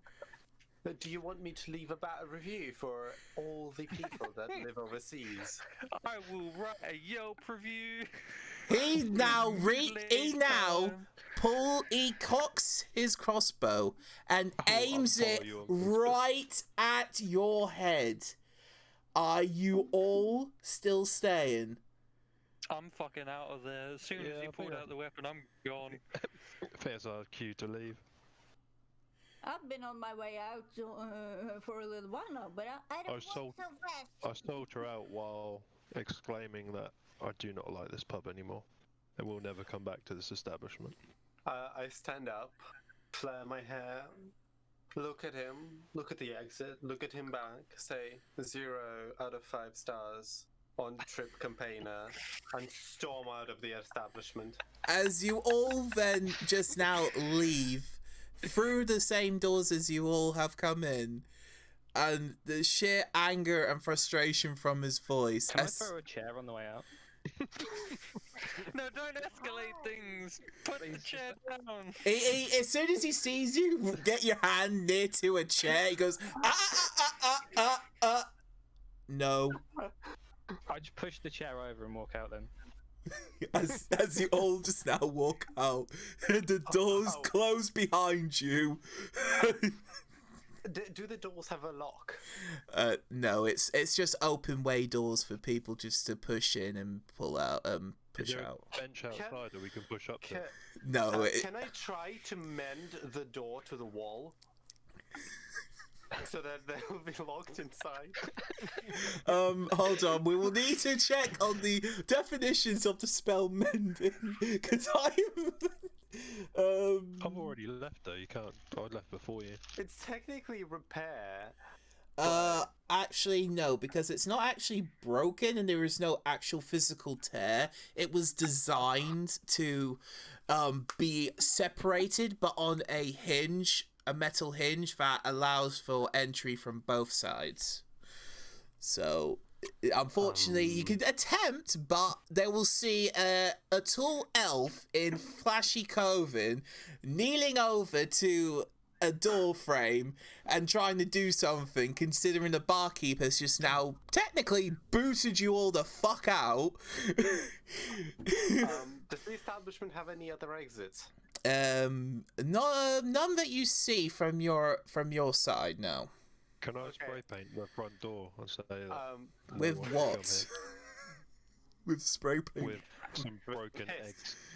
eggs. Where are you gonna get the Where'd eggs? you get the eggs from? Yeah, where did you get the eggs from? I already stole them out of the bar. Oh no, I forgot the bucket of sick. My bucket is damn it. I throw the bucket of sick over the. You've all left. You've all left. You've already Should've left. cleaned that up. You've already walked out of the battle, and you just hear from a distance, it's like, you motherfuckers! There's a bucket of sick still here! And you all just walk off. I look at the metal hinges and I use acid splash on them to corrode them so that they wouldn't work anymore, so that the door would be stuck. So you're still by the door while he walks over Yeah. to find a bucket of sick. I'm on the outside, but I'm looking at the door like metal hinges, and the door is closed so he couldn't see me. Acid spray. Am I outside yet? Yeah, you're well outside. As you said, you were the first ones to leg it as well with Marcus when he stumbled out. So, acid splash. Yeah. Is Toby outside yet? Well, Toby's been in your possession the whole time. Okay. Because he heard the word fly. Choose one creature you see, or choose two creatures you can see. Oh, it's okay. It's a splash. It's not a spray. So all you do is just burn an acid hole in the doorway. Fair. That works. Okay, right. So, it's instantaneous one action. Yeah, you hurl a bubble of acid. So as you raise your hands out, and then some bubbling greenish ooze that starts to sizzle from the sheer sound of it being created on your hands. You're shooting it at the hinges, yeah? Yep. So you fire the acid bubble, and as soon as it hits, it like pops as a bubble, and then the liquid that comes out of that bubble starts to sizzle the door frame, only doing slight damage as it's a acid splash. So it's only the outside of the door frame and that has got acid burns, and all the barkeep starts to now, hearing a weird splash, starts to run outside, and you hear his footsteps making large sounds on the floor, funneling over, dun dun dun dun dun, and he's about to run over. Are you still by the door? Does he need to roll to see if he falls over the sick or not? That's a good point. There is a pile of sick by the door. No, Gray put the bucket of sick on the wall on the other corner. I asked if it was by the corner, or was it by the corner near the door? Is it by the wall by the doorway?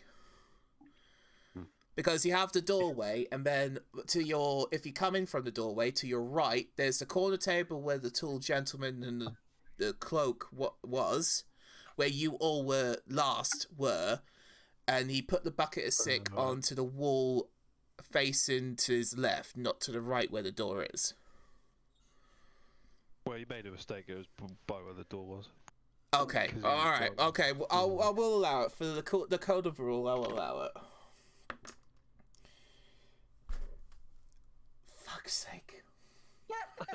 As he runs over, the thundering of the bucket of sick by the wall tips over, considering it held so much, has gone all across the floor, and I'm gonna have to roll for athletics check. Oh, for fuck's sake. As he steps on the bucket of sick as a cartoon, flips over, feet up, and hits his back, where the back of his head lands on the bottom. A massive thud, a massive sound comes from deep inside the bar. Only Cray has witnessed this. The rest of you are outside, a bit further away. You have actually not seen this, but all you now know is that someone has slipped over of a potential bucket of sick. As he now angrily tries to get up. Cray, are you still there? I point at the bar, scream 0 out of 5 on trip campaign, and then signal everybody to run away. as he goes 0 out of 5 and just like, get the fuck out of it, get the fuck out of here. As you. And you see the little buddy companion that you have just now seemed to have grouped together runs behind you with his little feet and trotting along with you, away from the inn, so he now cannot see you in the distance. What do you all want to do? Oh, there's nowhere to sleep. Yeah. Yeah, you haven't asked me, have you? No. Oh.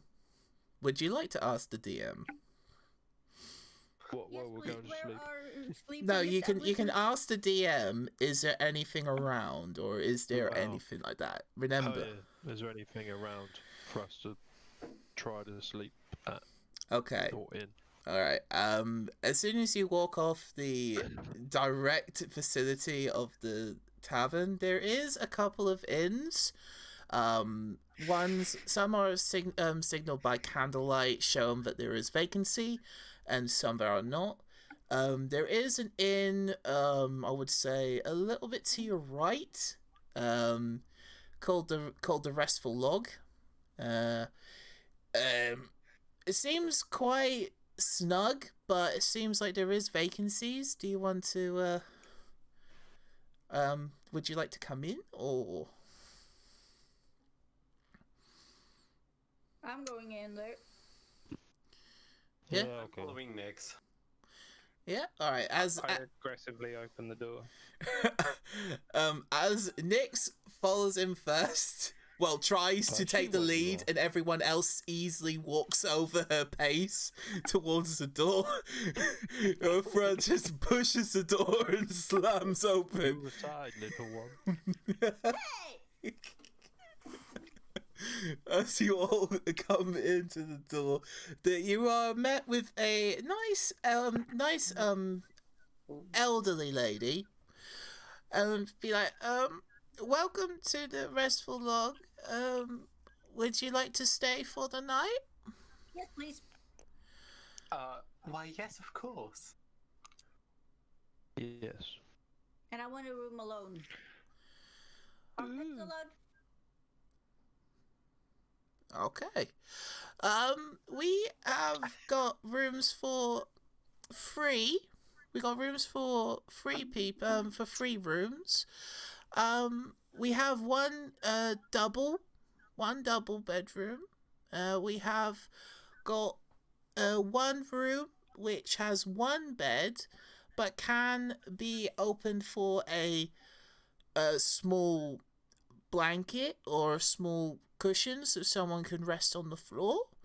And we do have another very small single room, which is I'll take the single room. You take the single room, okay? Anyone else? I'll take the double room to myself. I say, I'll how fight you for it. much do every single room cost? Well, the single bedroom is free copper for the night. Not a problem. The cheap. excuse me? Right, I 20 say- silver for the night. What an affordable price! 20 5 out of 5 on trip compare. 20 silver. As she starts looking at all these different people talking at the same time in a little bit of confusion, she hears 20 silver? Are you serious about the 20 silver?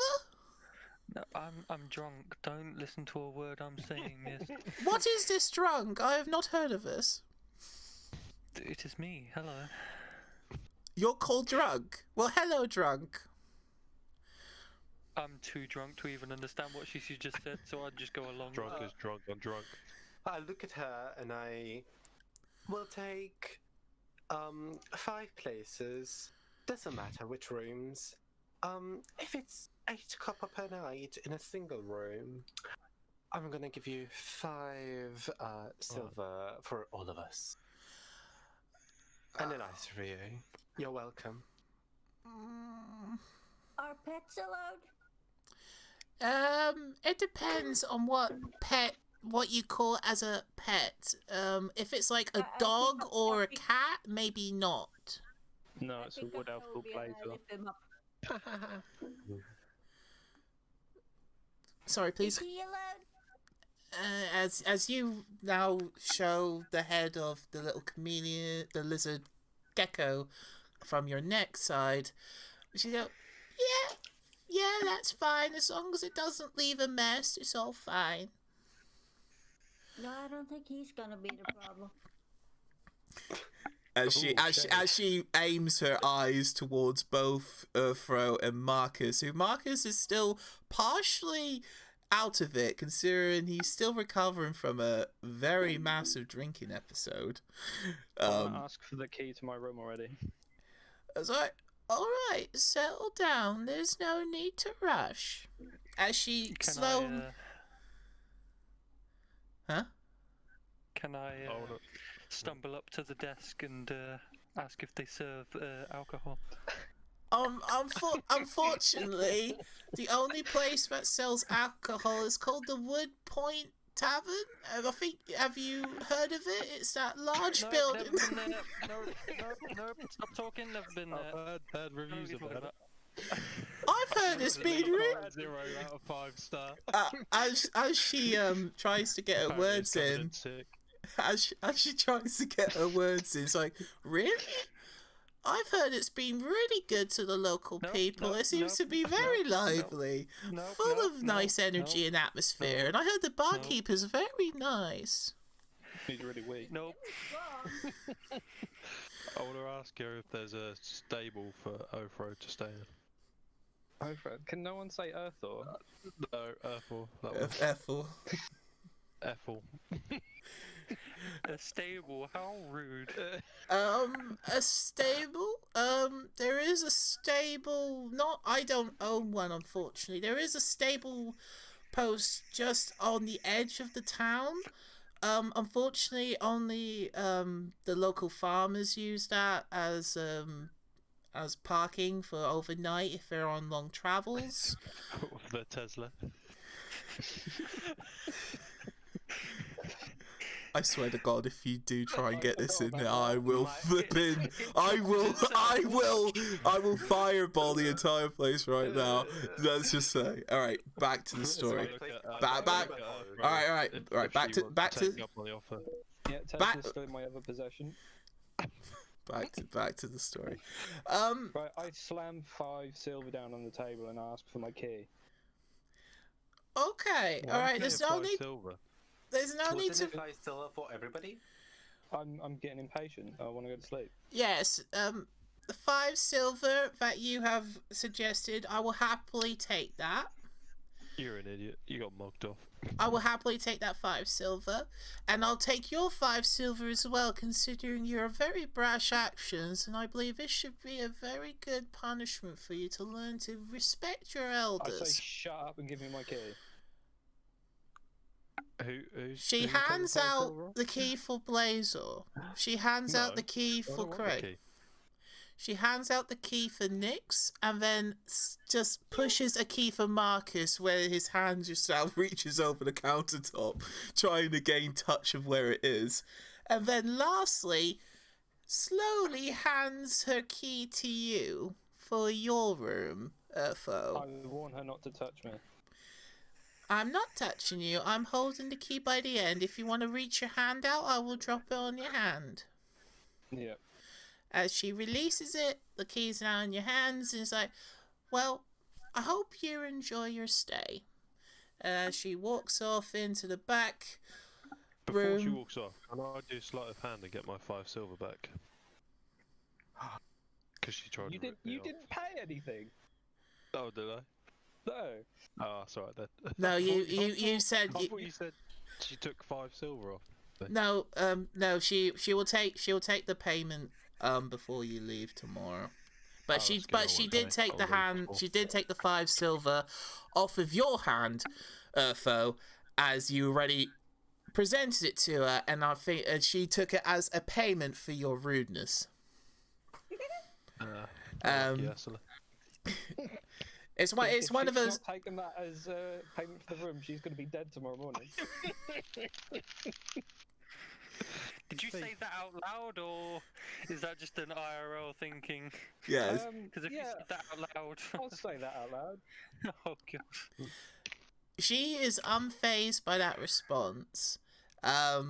Ooh. She is unfazed, and the 5 silver, you clearly reach over to try and grab the 5 silver.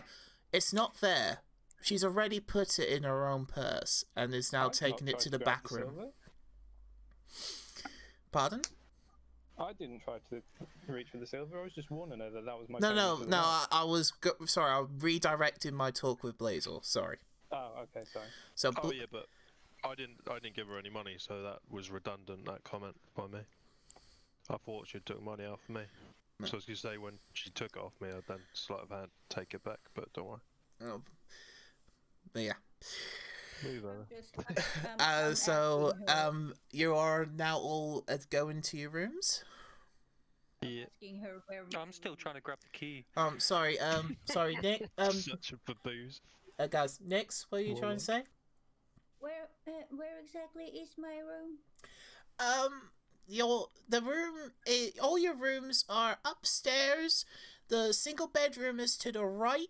The double bedroom for yourself, brutish orc, is right to the end. The Get it last on the room on the left. Bollocks.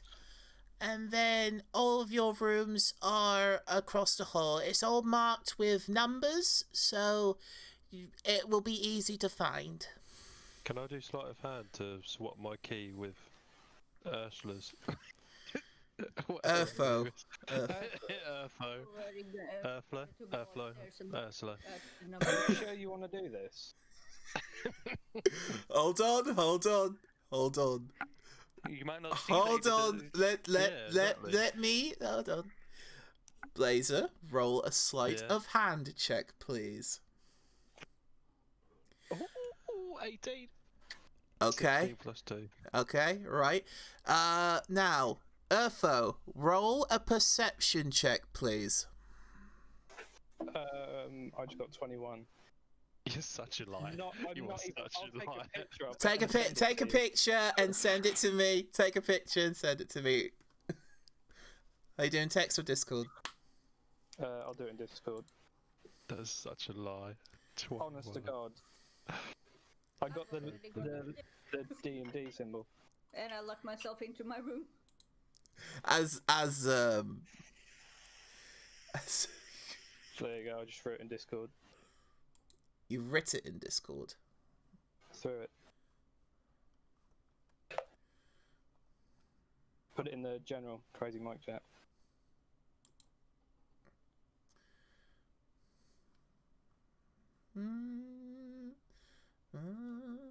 General Crazy Mike chat. No, it's not here. Let's see if no. there's I don't see nothing it. there. I will send it to you via alright. text, Michael. Alright, send it to me by text, mate. Send it to me by text. Such BS, man. That's it.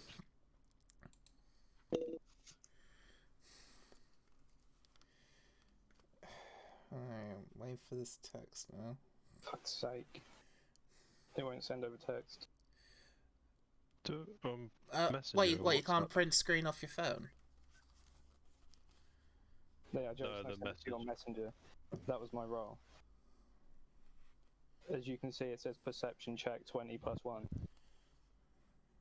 Perception. Hang on, let's download them. What, back on Discord? Fuck, it's such BS. Yeah, you got it. He got it. Okay. Yeah. As he's back. Alright. As you try, Blazel, to go and reach for her key, reach for Urfo's key, Urfo looks at you in a bit of a shock and like a bit of confusion as to what are you doing? Well, I just Oh, thought sorry. you didn't need that double bed for that tiny person. Considering I'm 6'8", I could do it. Use it. You're a 6'8" wood elf. I can't remember now, to be fair. I can't remember how big I was, but anyway. I've looked at my key, looked at the number. I'm inside and I'm locking the door. Alright, as you quickly just see this action about to unfold, you quickly just run upstairs and all what's left is an after image of your smoked figure as you run up to I the turned around and caught Jason. I laugh in his face and just walk up the stairs. Okay, as you just like sneer at him, you just like slowly walk upstairs in a tense, intense atmosphere. What you I'll the just rest? give her a smug look and be like, never mind. Walk off to my room. Yeah, you all walk upstairs. What about you two? He's still fumbling around trying to find his key. Yeah, he's still trying to like. He thinks his room's under a table. He's like. No, I've got beer goggles on. I'm flirting with the innkeeper. The innkeeper's not even there. What you're trying to do is flirt with a stool, which is in the corner, thinking it was the innkeeper. Oh my god. Oh, I love you guys. This is awesome. All right, Cray, what are you doing, Cray? I just look around at everything that just unfolded, and I'm like, yeah, this is enough for today. And I go to my room. Okay, Marcus, what are you doing? After getting you've close now to the stone. finally, after 10 minutes, finding your key. Oh yeah, I found my key and I'm gonna stumble to my room. Okay, 6 hours later. as you Fall down a all couple of times. as you all start to like undress yourself, take off your armor, your outside clothing, take your boots off. I never take off my armor. Never take off your armor. But other Sounds people, like Mandalorian. yeah, the leather armor, the braces, all the items you have in your possession, you start taking it off and you put it near your bedside or whatever you do. As you all start to now get into bed and start to rest, you hear a massive fadum as Marcus has just now found his bedroom door. As he just now, with a little bit of drunken slurs, like, I've got it, I'm fine, and then opens and then just collapses and the door just shuts behind him. So No, I don't even manage to. The door doesn't shut. I'm in the doorway. The door is leaning up against me. I'm just dead. as you pass out unconscious on your bedroom floor, completely full of clothing, covered in partial water, sick, but you still a little bit of fragments remain, and horse spit. You passed out unconscious. Anyone want to do anything else before they go to sleep? Yes. All right, what do you want to do? He just woke me up, so I'm gonna use my minor illusion and roar as a lion to him to get the fuck into bed and close the door. As you try to do the minor illusion, considering it's a minor illusion that doesn't create a sound, I can create a sound or an image of an object. this is not thaumaturgy. Create an image of the bartender from the bar. God. So you're doing a minor illusion. Oh, Yeah. Okay. I'm yelling at him to get into bed because he woke me up. It's a sound or an image of an object within range that lasts for the duration of the illusion, or so ends if you dismiss it or an action. Okay, so you want to cast an image or a sound? Sound. Okay, you cast a sound, and a lion, you say?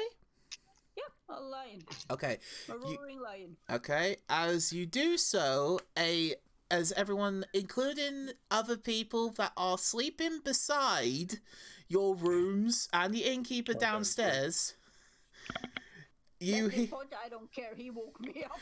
you all start suddenly hearing a loud, ferocious roar emitting from Marcus's room. A massive roar echoes through the entire corridor, startles all the nearby occupants of the room, including everyone here, everyone in the group as well. You seem to have just gone to sleep, but you're all startled by a ferocious roar. What are you all doing? I'm going back to bed. Yeah, as she... Well, I was still awake, so it didn't really faze me. I didn't hear anything. I'm still asleep. Okay. Cray? I'm just kind of like lying in the bed, just like questioning why. Okay. As the innkeeper runs quickly upstairs, considering she is an elderly woman, she manages to get upstairs in confusion. It's like, why the fuck is there a lion in my fucking house? And then suddenly sees Marcus's body passed out, face on the ground, and a little bit of confusion as to... and picks up a blanket from the side and then just flaps it over you, Marcus, as like trying to be a nice woman. It's just like, yeah, it's gonna be a bit cold. Puts a blanket over you, and then calms. I'm going back to the door and giving her 1 gold as an apology. I was like, Steals it. okay, well, thank you. If he has a problem again that makes that large sound, I would suggest sending him to a person that knows medicine, because I think there is something wrong with him. And as she says that, she then now, as she calms down the local occupants of the nearby rooms, it's like, it's okay, it's okay. Then walks down back to her workstation. Everyone closes their doors, and it becomes night. Everyone is now rested, some more than others, and one is going to have a massive hangover. I'm fast asleep. Everyone's fast asleep, unconscious. Some people are a bit confused. It's like, why are we the only people that responded to a massive lion roar in the in the bedroom? As you all go to sleep for the night, it becomes the next day. Everyone's rested. One person has got a bad case of cottonmouth and is extremely hungover.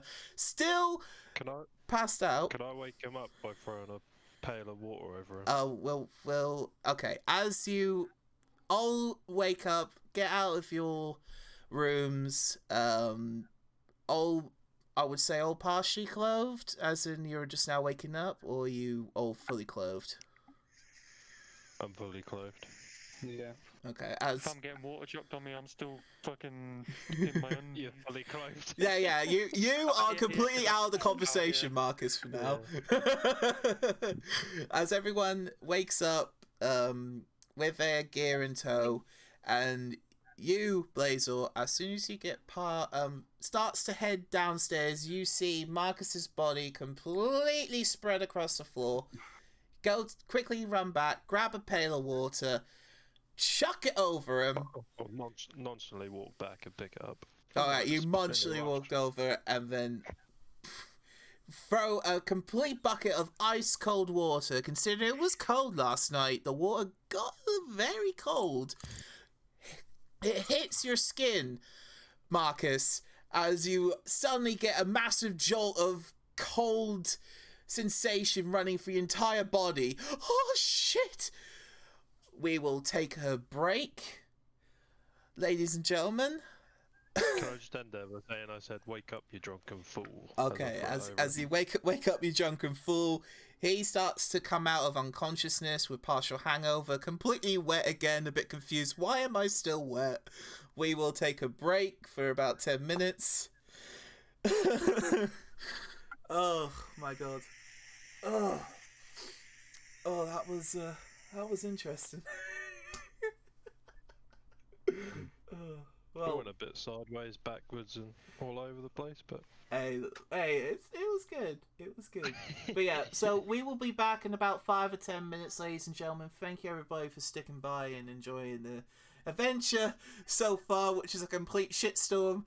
But I do hope you have enjoyed, and we'll see you all in a bit. So catch you all in a bit. Bye.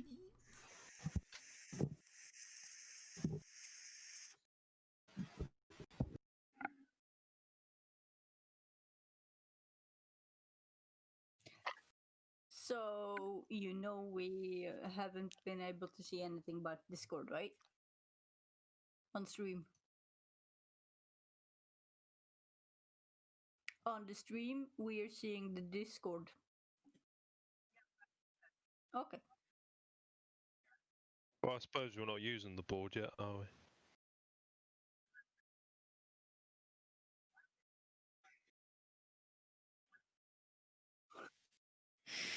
Oh right. Was that board what we were going to be using? Was it? Oh no, we got a roll 20. Is that what we were going to be using? Oh okay. Which means we will. Yeah.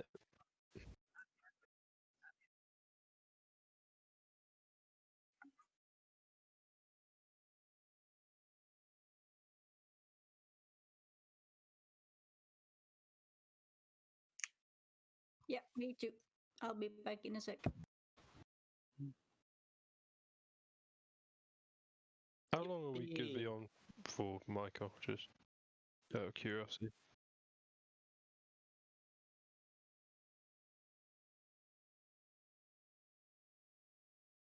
Alright. Okay. Alright.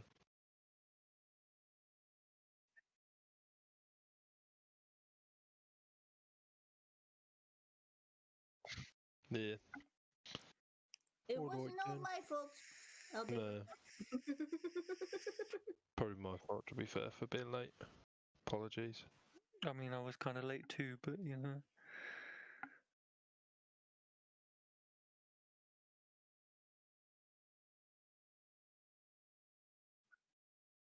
Yeah, it's alright. I mean, I haven't died yet, so that's a good start. Well, someone tried to kill everyone and failed. Don't know what you're on about.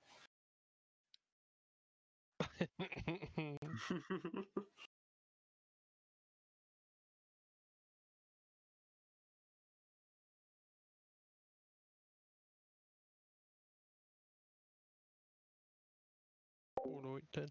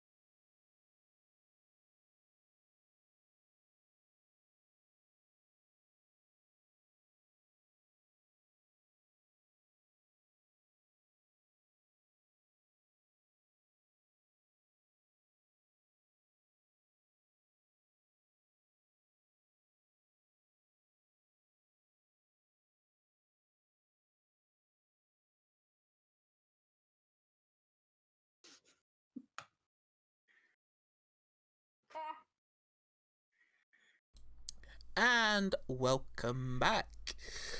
Right, so just a little recap. We have the group have just now woken from their first night, adjacent to each other. Blazer has already made a good first impression of the day to throw a bucket of ice cold water over Marcus's unconscious body, which is lying inside the doorway of his own room. What are you all doing? Well, I'm waking up, fucking hell. Shouting out from my room, still in bed. The fuck's all the noise? And then I go back to sleep. I am not a morning person. Okay, so as Blazer just now, with an empty bucket on him,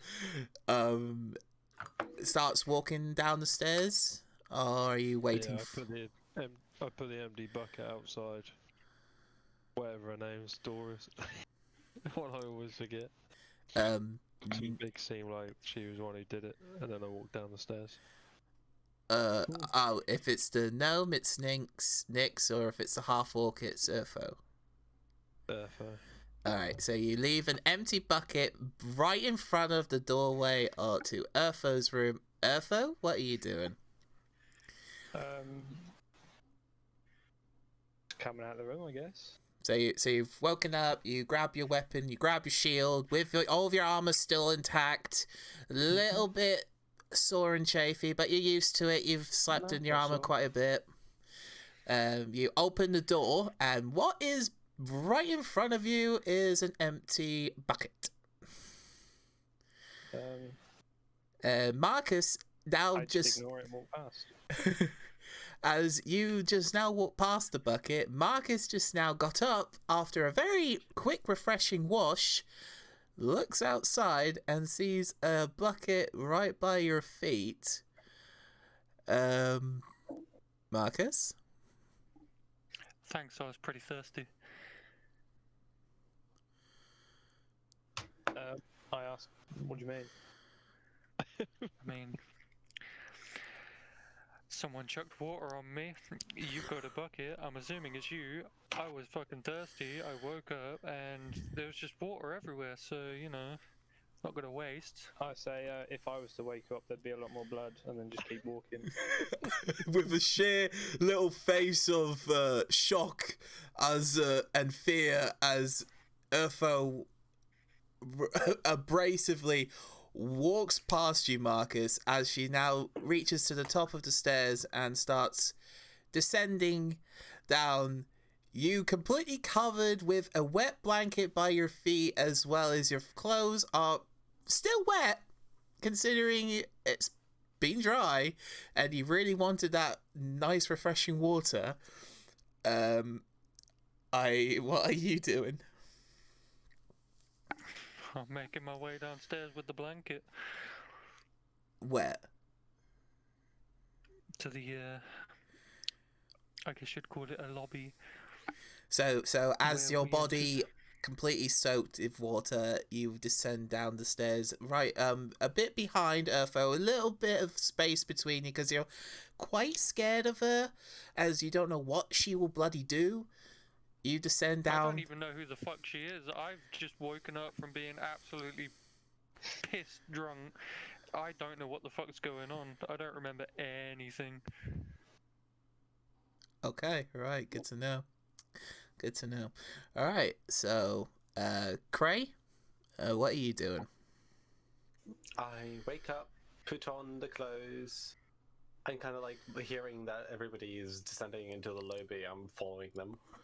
So you opening your door, noticing the people, your party started walking down. Some abrasive, some a little bit confused as to what the fuck's happened and completely soaked with water. You follow with them. As you all go down the stairs, to the lobby. one holding a soaking wet blanket. You have some Blazor, as being a calm-minded and a fixed-minded sort of character. You have done just a casual head count. You are short one gnome.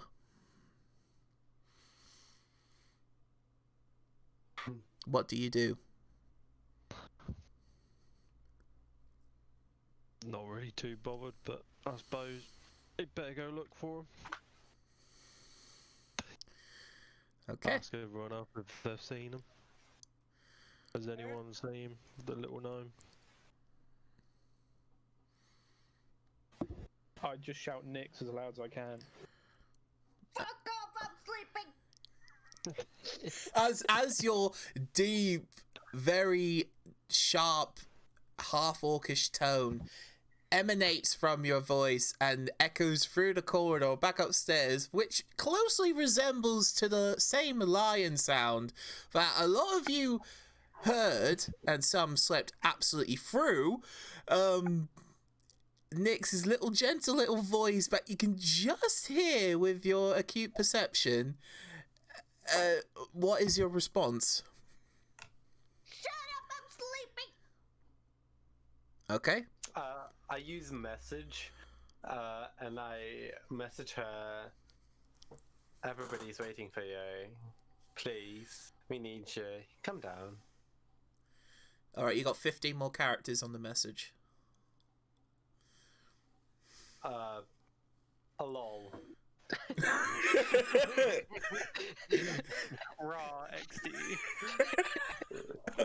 Okay, as this a bit of confusion comes to you, Nix. In your brain, you start hearing your newly acquainted elvish voice saying all of this, and then some weird abbreviations, lol, rxd.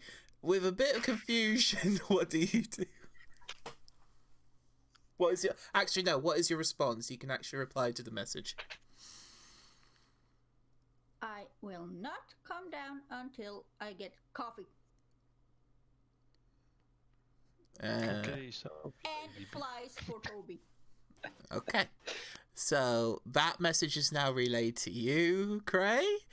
What is your response? Well, I voice out the message to everybody who's near me. Mm-hmm. I think the most logical and easiest way is to bring coffee to Nix. Although the flies for Toby are a much harder request, considering the bucket has been left at the tavern. By the way, just for context, the bucket is now curved. You will probably safely assume he has cleaned up after himself. The bucket of sick is no more. The sick has left the bar, or the tavern, and you do not know where the fuck it's gone. I smell all the nearest companions to determine who's the smelliest. Take a guess at who that's gonna be. Okay, you all allow this? You allow I'm a not elf? gonna stop her. Yeah, okay. Alright, as you just slowly drawing closer to try and pick up a scent off of Blazor, casual, just basic odors, turn to the female half-orc that has got a bad temper from the seams of things. Notice that she starts to grunt when you draw in closer, like a dog that doesn't like to be petted. You just occasionally step back, and as soon as you even get roughly close to Pooper, your senses completely smack right against your nostrils in intense pain of what the fuck did I just smell? The rim. I take Pooper.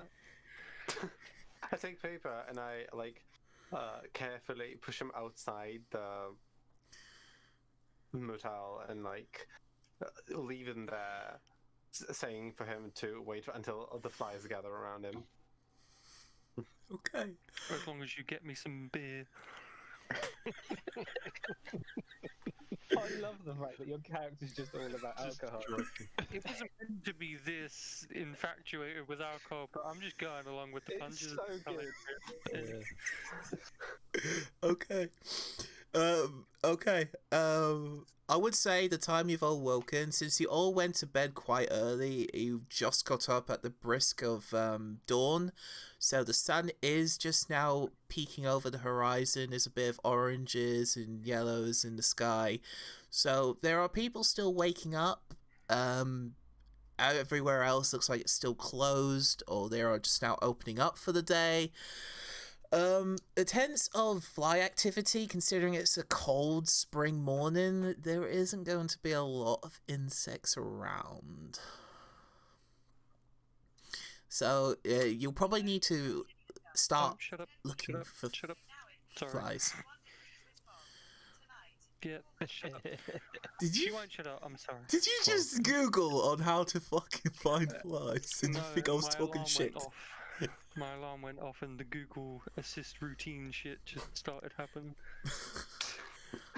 Sponsored by Google, not really. Anyway, let's get back to it. Sponsor us, Google.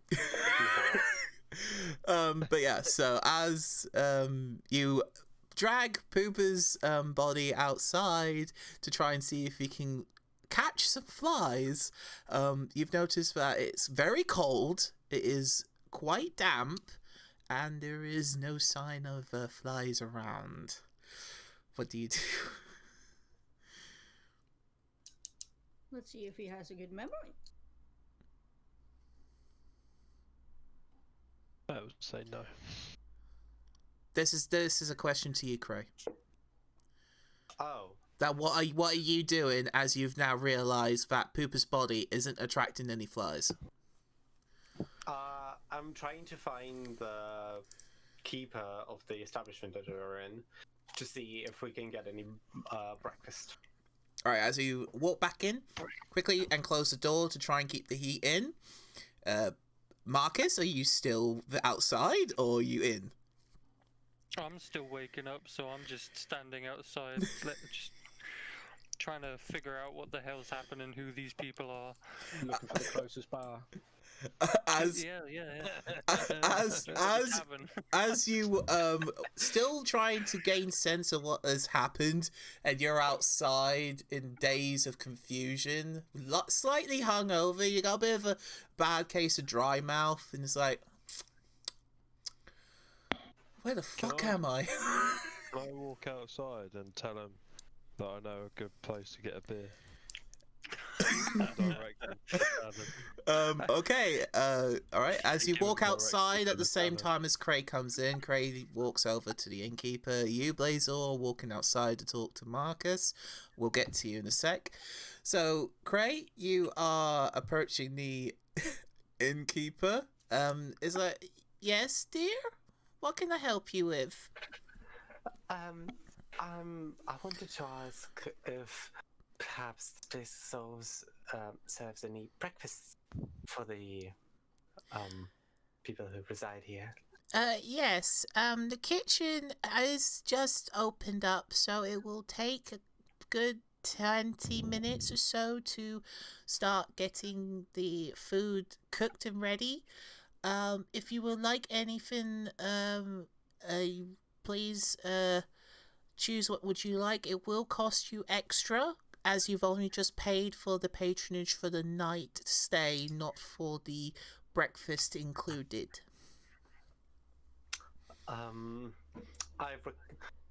May I please have like vague descriptions of what is the most popular dish for breakfast here?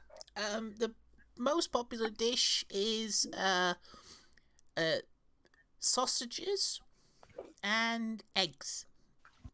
We don't carry a vast menu. You can either have sausage and eggs, or bacon and eggs, or you can have eggs on the side of toast, or you can do all the mix. If you want the full breakfast, it does cost you a little bit more. Egg Benedict. What is a How much Benedict? does it cost? I want a Pop-Tart. You two are outside, so you two can't even intervene. I'm You're joking. He's out there as a joke. How much does it cost for the standard sausages and eggs? sausages and eggs will be 2 copper. I would like to order that dish. I look at everybody who is currently inside, and I'm like questioning, does anybody want to? Well, the only person standing behind you is a very tall half-orc woman with armor that have set a very bad impression, and she's just staring at you with anger and intent, going, I say I'll take 5 of those, please. Alright. I say, okay, order a banquet for 5 people. Breakfast banquet. Breakfast banquet? Yes. We can do a platter of sausages, bacon, eggs, and a few pieces of toast. That will cost 2 silver. That would do splendidly. Yes, I'll take it. Certainly. It will take some time as we have to cook a vast amount of the ingredients, so come back to us in about 20-25 minutes. I ask if they serve coffee. Yes, we do serve coffee, as well as a few assorted teas and some basic juices, orange juice and apple juice.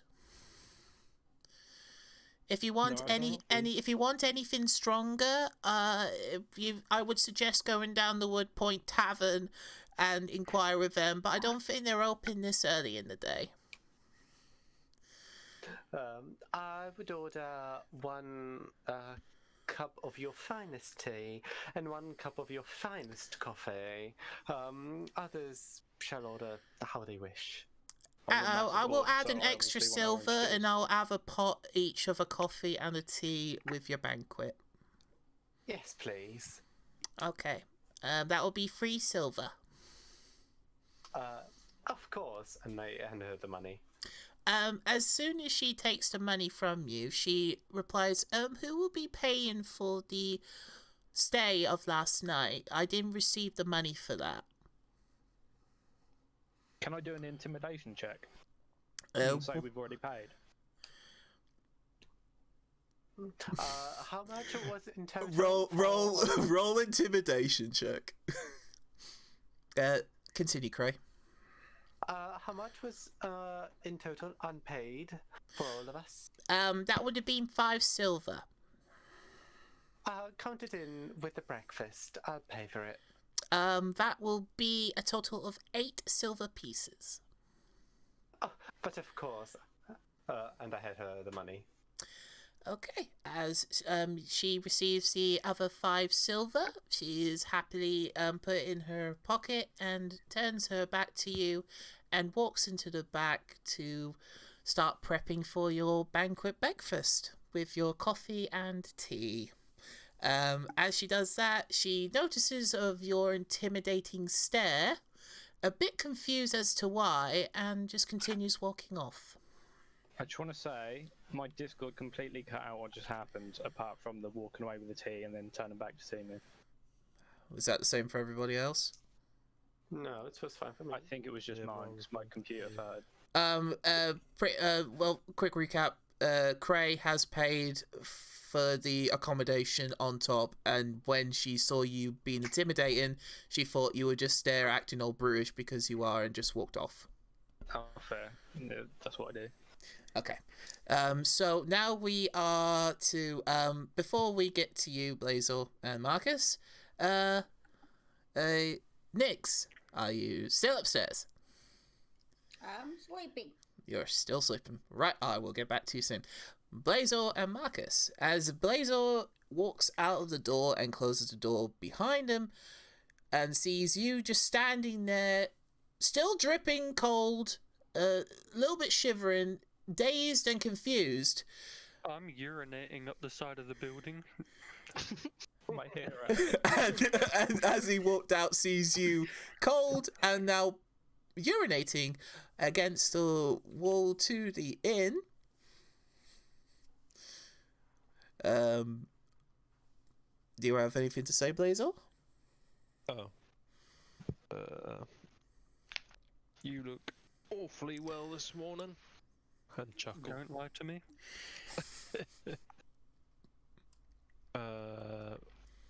What happened to you this morning then?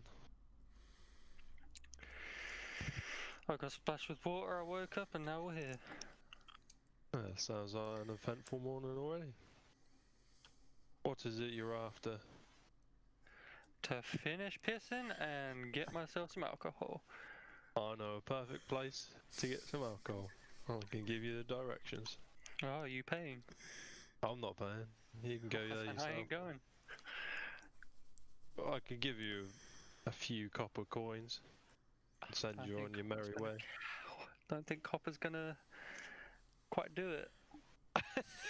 Trying to fucking rob me blind? Oh yeah. Cool. Well, maybe the half orc inside can give you some silver as well. She looks a bit scary. I think I'll stay away. Alright.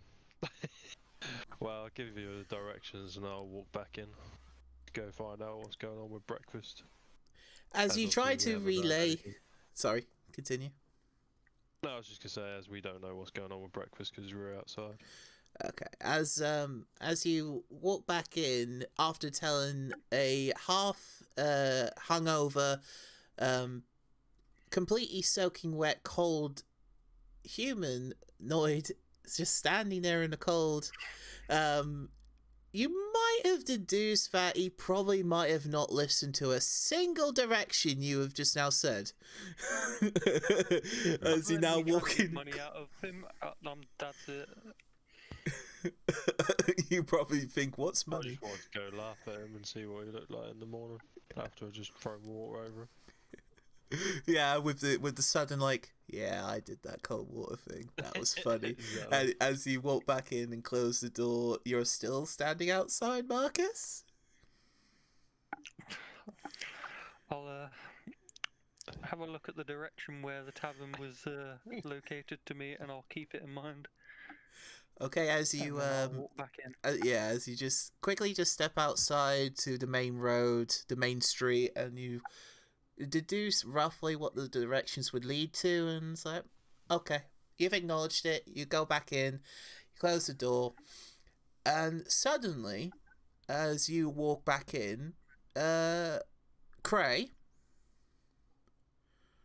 Yes. I need you to roll a perception check for me, please. Alrighty.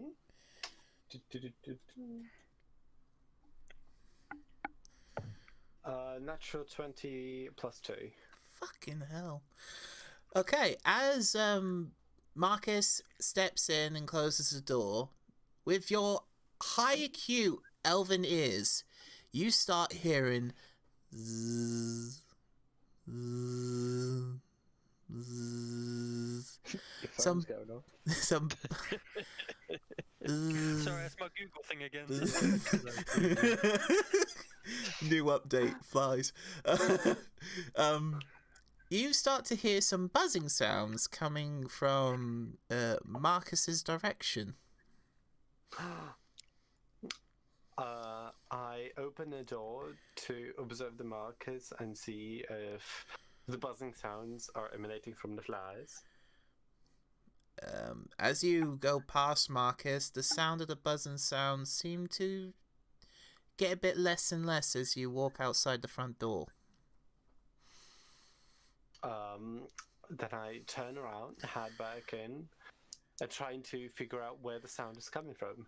As Marcus is still by the door with a little bit of confusion as to what is this guy doing, you hear the buzzing sounds extremely close.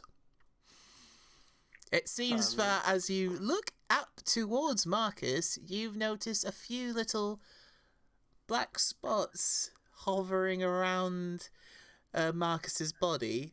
As you have deduced, some flies have finally been attracted to Marcus's scent. I instruct Marcus to try and catch them, and help to catch them myself. Okay. How are you going to catch her? Just by bare hands, or?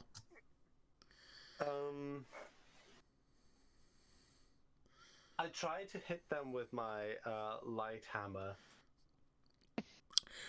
Roll for an attack with disadvantage. And then accidentally hit him. Straight in the face. I rolled 9. You rolled a 9. Marcus, what's your AC? AC, what the fuck's that? Armor class with a shield symbol on your character sheet. Oh, Rather God. number. Is this going to be the AC first death? Pardon? AC 11. 11. Okay. As you try to hit one of the flies, nearly missing Marcus's head cleanly off, you seem to have skimmed past his headway, like trying to swat it with a light hammer. It seems to be quite difficult, considering it's a very small fly buzzing around and you're trying to wave it with a hammer. I take out my second weapon, a sickle. Hold them above me as a hammer and sickle, and try to hit at least one of the flies with both of the weapons. Oh my.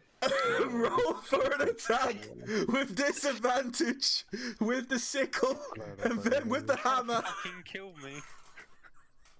15. Pardon? 16. Marcus, roll for a perception check with disadvantage as you're still hungover. Okay, perception. Oh, okay, well,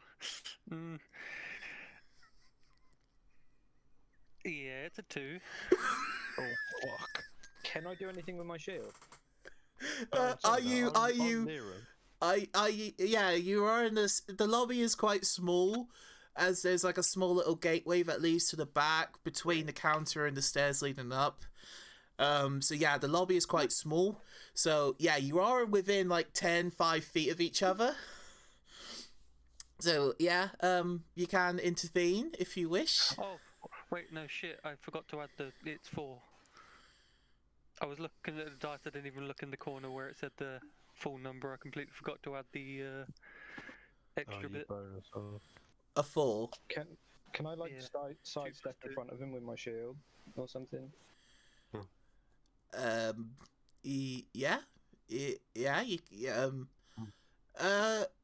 Roll a perception check.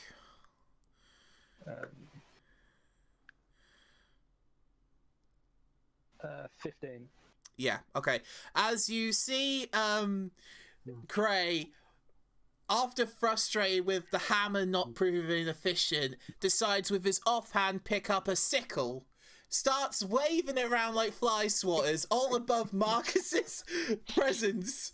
You start to see one of the weapons about to connect with Marcus's body. You just jump right in, and I'm assuming you're blocking with your shield? Yeah. You intercept, you block the shield, and you hear a massive connection with Urfo's shield, Cray, with a little bit of shock that you may have accidentally could have potentially killed Marcus with some valiant and shocking work that was just performed by Urfo. You have just prevented Cray from killing Marcus. Fuck hell. Let's go. With that intense little interaction, as your connection, you manage to seem to, with connecting, were you attacking with your hammer or your sickle? Sickle. You're okay with your sickle. You scrape across Urfo's shield, and in doing so, You have seemed to have made a couple of the flies near it unconscious with the vibration of connecting metals. So you've now got 2 stunned flies You got what you wanted. by the ground, and a little bit of shock that you may have accidentally killed Marcus. So you've now got 2 flies on the ground. Excuse me. I pick up the flies, look at Marcus like very matter-of-factly, like with disregard to what just happened, and go inside. Smiling because you got your flies. This was all happening inside the lobby, and the innkeeper just looks around the corner like, what the fuck? I go and I pick up the flies, look at everything matter-of-factly, and pick up the coffee. Yeah. A cup of coffee and a cup of tea. Yeah, so as you go in, you grab a cup of coffee and a cup of tea with some like partially crushed flies, as you don't want them to regain consciousness. With your beverages in tow, you take it upstairs, I'm assuming, and you're taking it to Nick's. Yep. So you go to Nick's, you knock on the door. Nick's?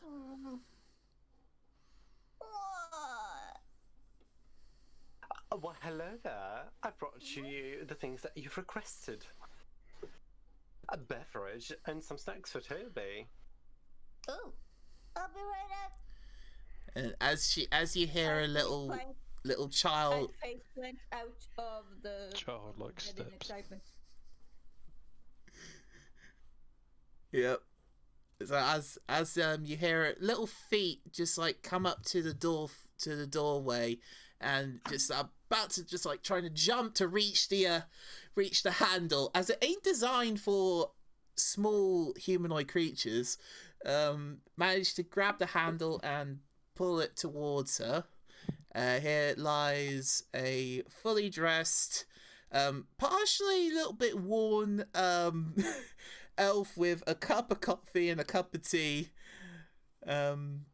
with some flies in his own possession.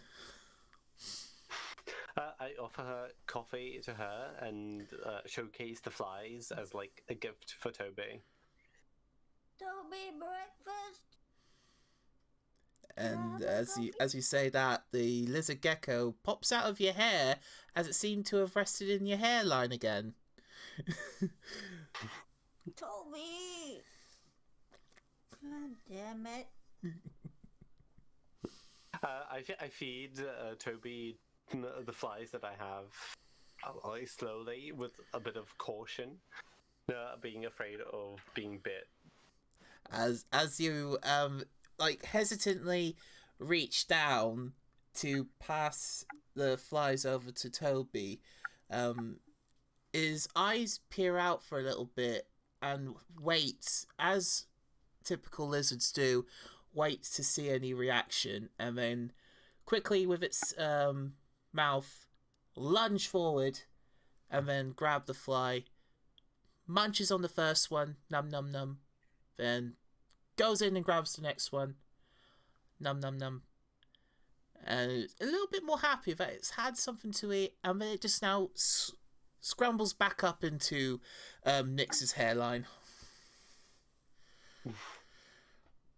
I say, here we all woken up, and considering the quest we have along with us, I've got some breakfast downstairs. It will be lovely for you to join us.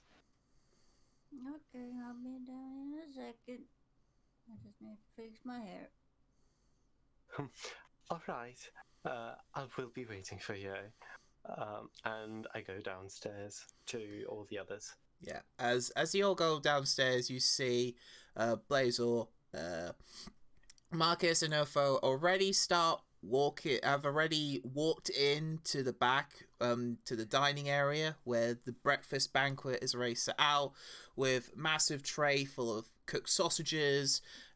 Same again for the bacon and eggs. Half is done as fried, and the others are scrambled. And the other half is scrambled, and with some assorted hangers of buttered toast, with a large mugs of coffee and tea. There is seating around it as a long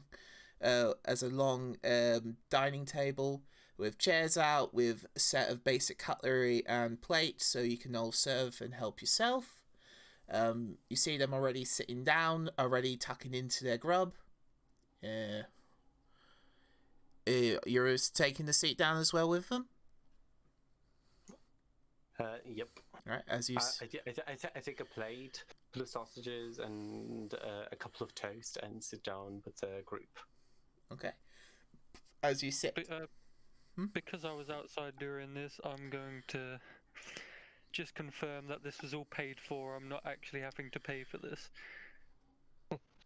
Are you saying this to the innkeeper or to the group? To the one who paid.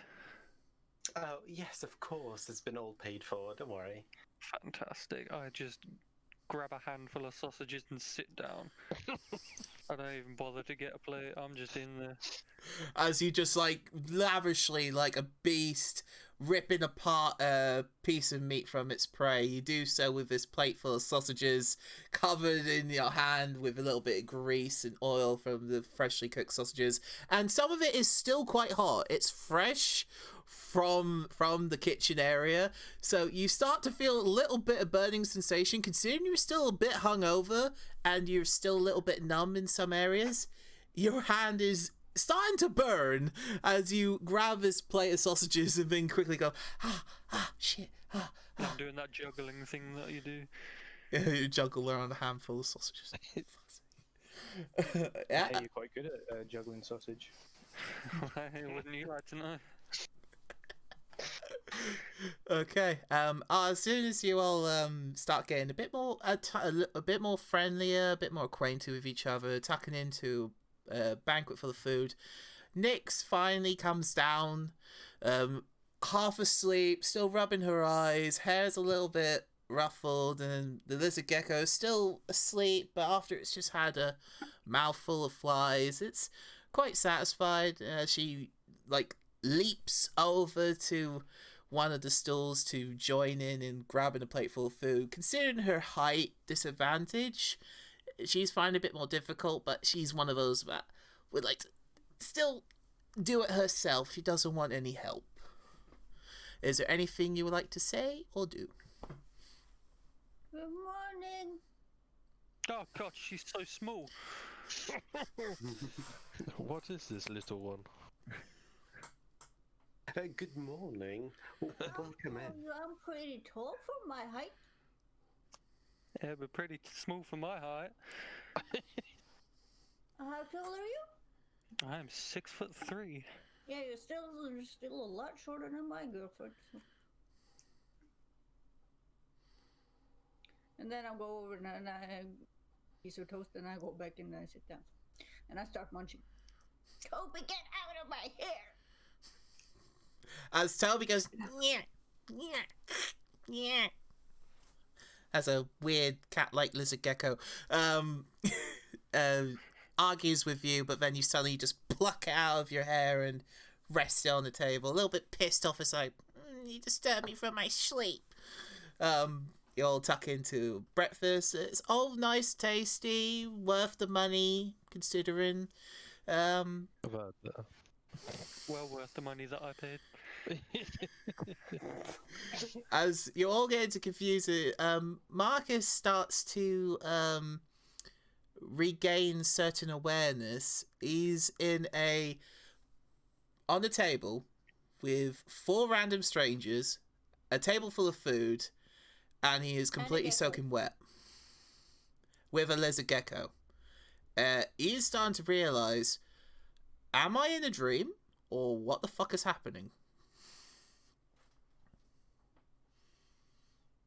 Is that a statement or a question? Sorry. As Marcus starts to realize what's happening, he gets a bit confused as to who the fuck are you all? As you all seem to realize that he's probably lost all of his memory of what transpired in the last 12 or 18 so hours.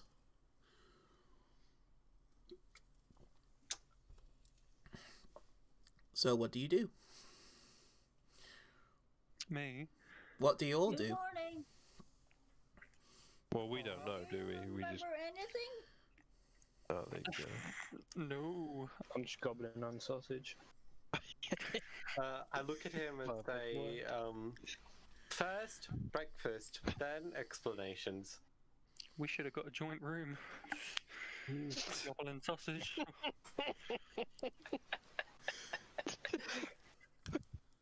Whilst I'm gobbling the sausage, I ask him, what's he staring at? Anything I can. Fair.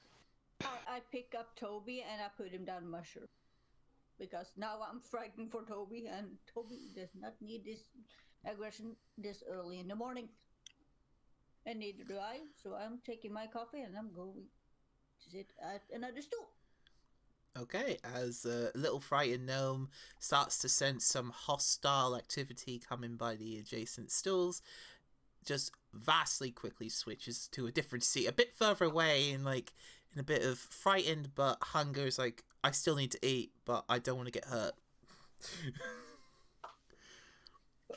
I take all my food and follow Nyx because I also feel that the repetition of what transpired yesterday might happen. I'm about to throw up. No, I'm not. Too many sausages.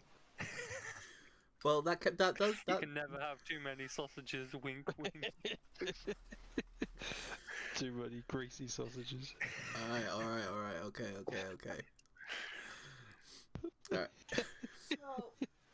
Too hot. Calm it down. does the puker remember anything from yesterday? I'm assuming you're referring to me. I don't remember puking or anything. I just woke up. Cold. I'm just wondering why you smell. Water. Oh, I never wonder why I smell. I'm that used to it. Ah, cool. You Yeah. you stole my bottle, or you didn't steal my bottle. You refused to give it back. Did I? Oh, do I Then still have it? you promptly afterwards puked and almost hit me. And you did hit me. Yes, you did hit me. Well, you know, I was drunk, and you're paying for my meal, so you can't be that angry. So, Good You're point. so lucky that that chair was just wooden. chair? What chair? Exactly. I turn back and continue eating. At this point, I'm chuckling and I fall off my stool again. As some of you try to hold in the composure of trying to eat a nice, joyful breakfast, some of you are trying to hold in a little bit of humour as you all have just started to realise this this new person that has joined you on your epic adventure has lost all of his memory of the last 24 hours.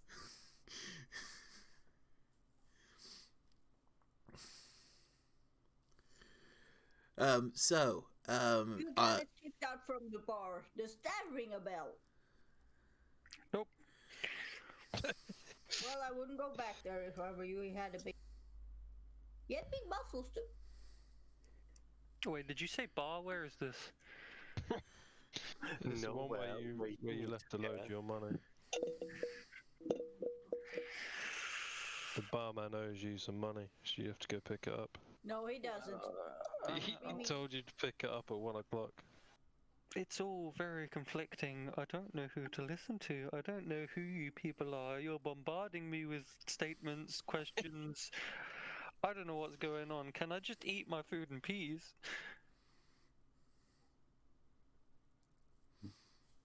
Fine. I'm going up. Sure. I'm gonna try and sort this hair out. Okay, as Nyx finishes her food, she goes off to fix her hair, trying to sort out what mess this lizard gecko has done. And with a little bit of confusion amongst the group, and typical hostility from Urfo, you all finish your breakfast, I'm assuming, and you are Yeah. Yeah, I'm all full on sausage. Right, so as all of you filled up on mostly sausage, not a lot of the bacon, a little bit of the eggs and all that, you've enjoyed, your bellies are full with nice heart-warming food. You'll go and stretch your legs, attending your basic needs for the morning. Is there anything you'd like to do, or would you like to find before you venture off to your first mission? When I sort my hair out, I ask the innkeeper if I can bring a little bit of the food with me. Oh, thinking of that, I see if any food is left, and I ask if we can like pack any of the remaining food as like carry on supplies for the current mission. Okay, as you flag down the nice innkeeper, she comes up to you. Yes, darling? What would you like? If there's any food left, can I have a little bit of it to take with me as a snack? That question's to you, Cray. I suppose if I've paid for the food, yes, of course. But it's our joint mission anyway. Might as well get the most of what we paid for. Well, certainly. I can package it all up in just some rough basic parchment to keep it protected from the elements. It only lasts for possibly an extra day or so, so it'll probably be good for today. But by tomorrow, it'll probably have all gotten a little bit icky. It'll probably have lost its flavor and taste. I can do it all for you for an extra silver. Can we ask for some salt so we can cover in salt so it lasts longer? Yes, I can do that for you as well at no extra charge. Sure, we'll take it. Okay. I hand her the silver. Pardon? I hand her the silver. Thank you so much. As she takes the silver, puts it in the pocket, she goes over and takes what was remaining of your food, the eggs, the bacon, the sausage, and the fragments of sausage and the fragments of toast. She then puts it all, sorted it all neatly into separate little parchments, drizzled the meat and that in salt, as per request, seals it up, and then passes it over to who would like to take it and put it in their possession. I can take some of it. Can we split it up? How much do we have to care? How much food do we have left?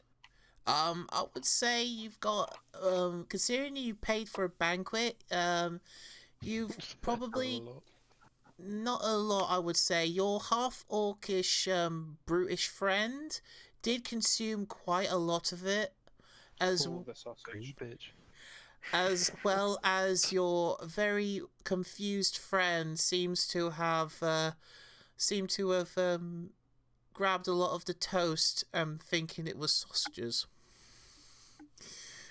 I was just grabbing anything. I just wanted to feel the puke that I knew I'd done but didn't know that I'd done.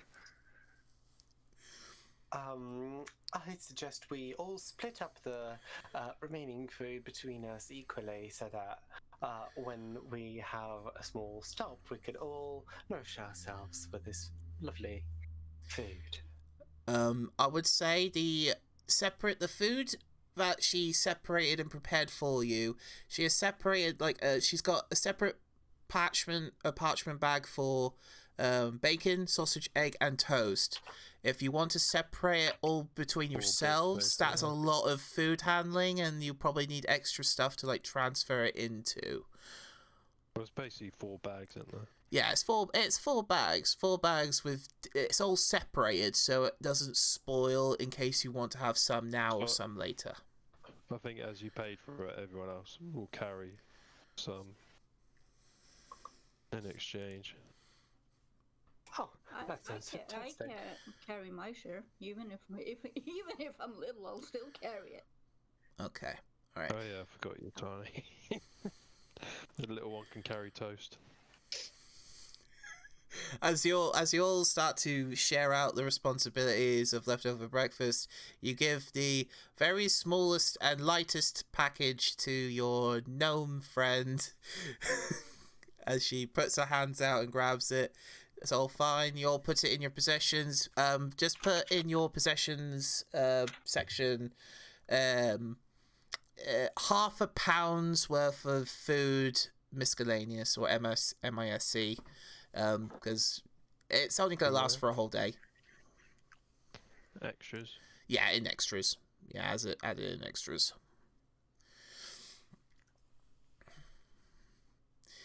Right, so as you three have divided off the food responsibilities, what are you doing, Marcus and Eartho? Getting up and start heading towards the door. Starting towards the door? Yeah. I mean, I've heard about a mission, but I don't know what the fuck anyone's talking about. I assume that I'm with the group because, you know, my dinner's been paid for. So I'm just asking for a bit of info, fill me in.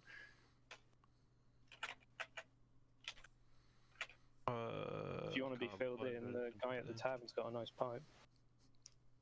I feel like he's trying to get something funny out of this, and I don't appreciate it.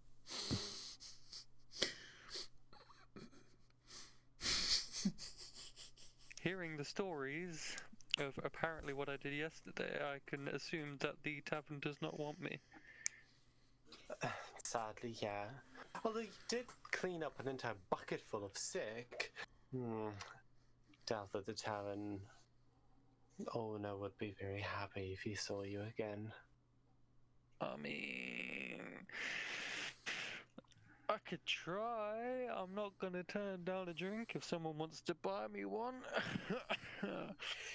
Yeah, I doubt that they pass will even on let us in. Well, then I guess we're gonna have to find a tavern in another town. Well, perhaps that shadowy figure that provided us with this very much of an adventure so far. Perhaps in that church or whatever the place was called, maybe there are old crypts full of old liquor or spirits. We'll have to keep an eye on that. I'll just drink anything you give me. You can have the rest of my coffee if you want. That's look not up at the- alcohol. I've had my fill. Oh. Okay. But that's thank you. okay. Okay, I'll finish my. As all of you have organized yourselves, got yourselves all cleaned up, ready to take on today, whatever today will lead you, are you in the look for stuff, or are you going to venture off? I think we should venture off. Don't know about anyone else. I've just been roped into a mission I can't remember a damn thing about, so I'm just along for the ride. Blind lead on the blind. Missions usually lead to money, which leads to alcohol, so I'm just following along. Well, I'll explain that there's some money in it for you. There you go. So now you know there's money involved. And now I'm involved.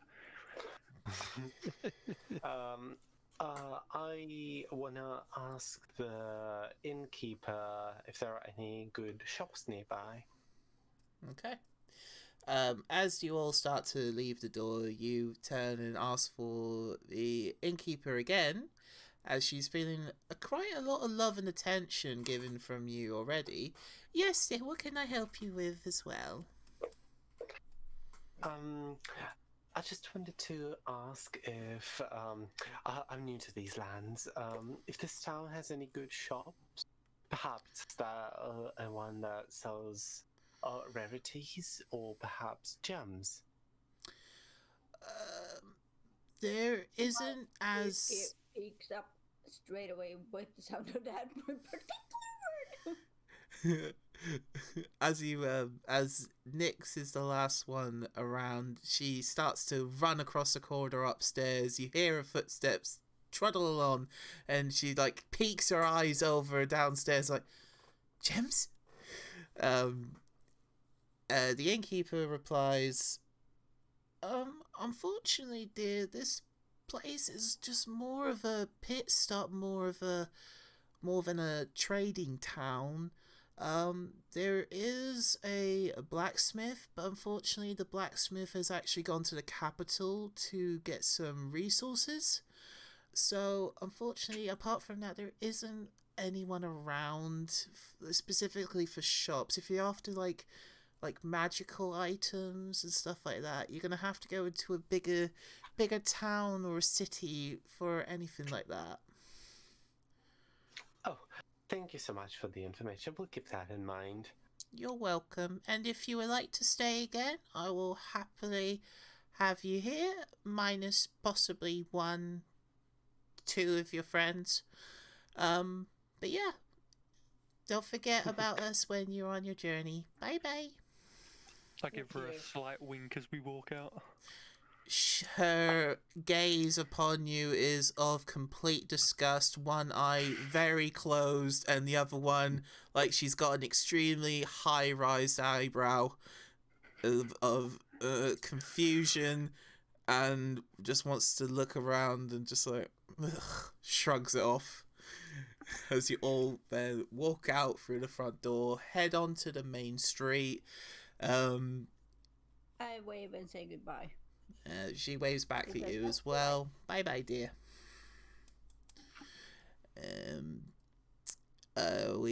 What would you like to do?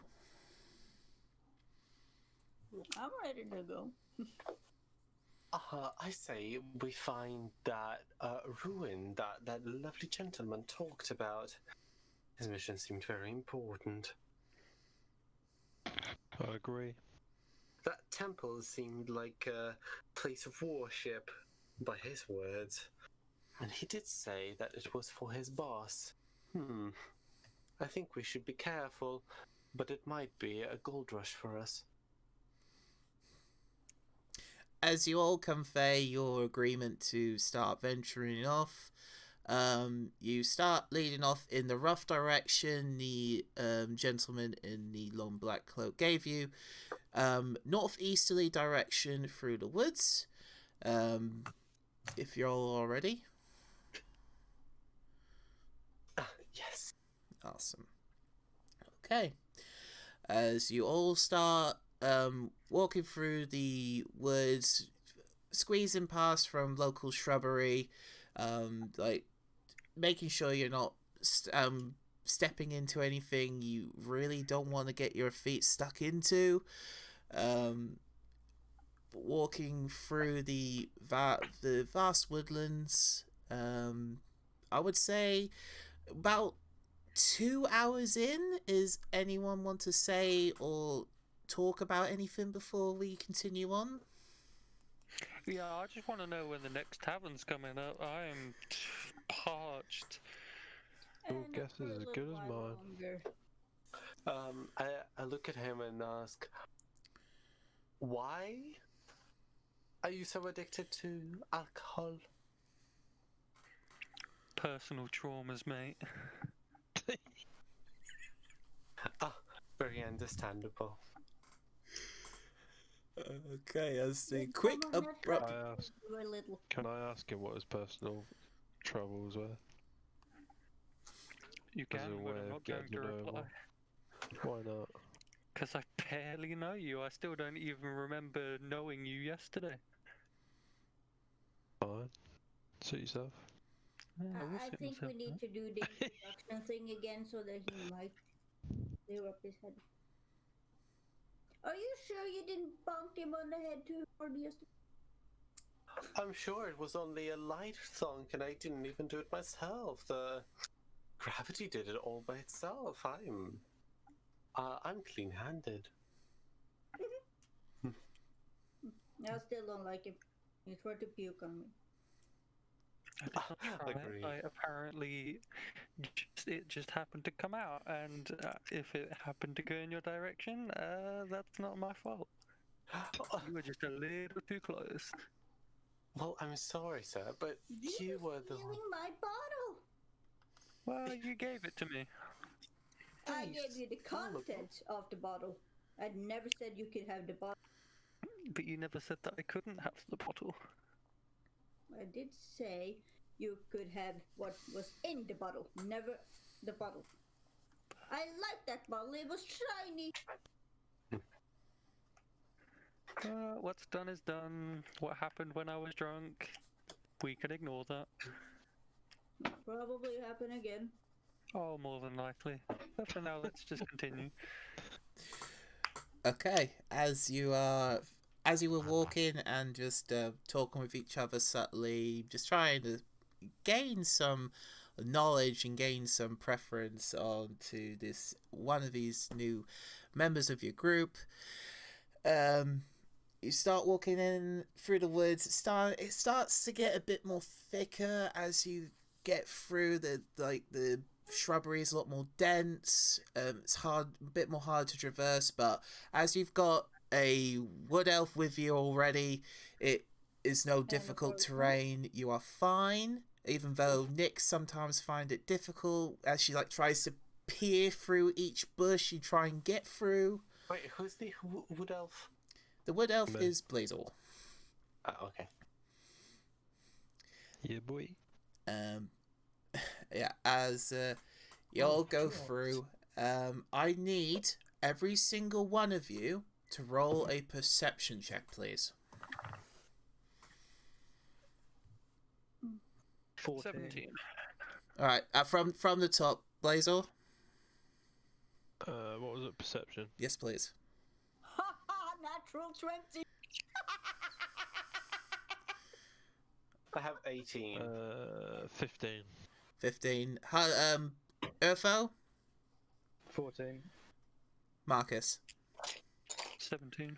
17. All right, as your group perception, you start to hear some rustling in the local bushes, and a few twigs snap along with it, as the sounds seem to be getting a bit more closer, and you don't know what this creature is, as the dense forest around you seems to be blocking your field of vision.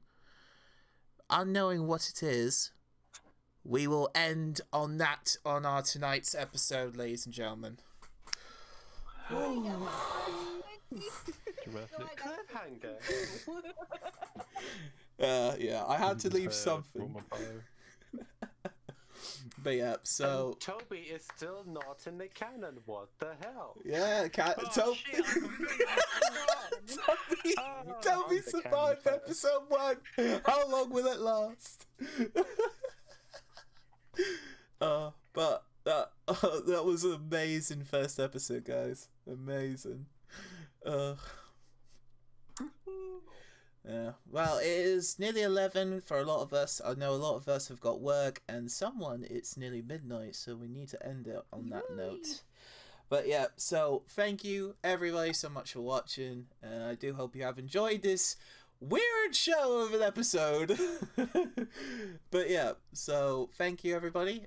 We will be doing the same again at 7 p.m. GMT next week. We love you all. Stay safe, stay well, and above all else, stay crazy. And what will we do next? I'll catch you all later. And Patty, say bye-bye. Bye-bye. Bye. Have a great time. I'll see you all later. Bye-bye.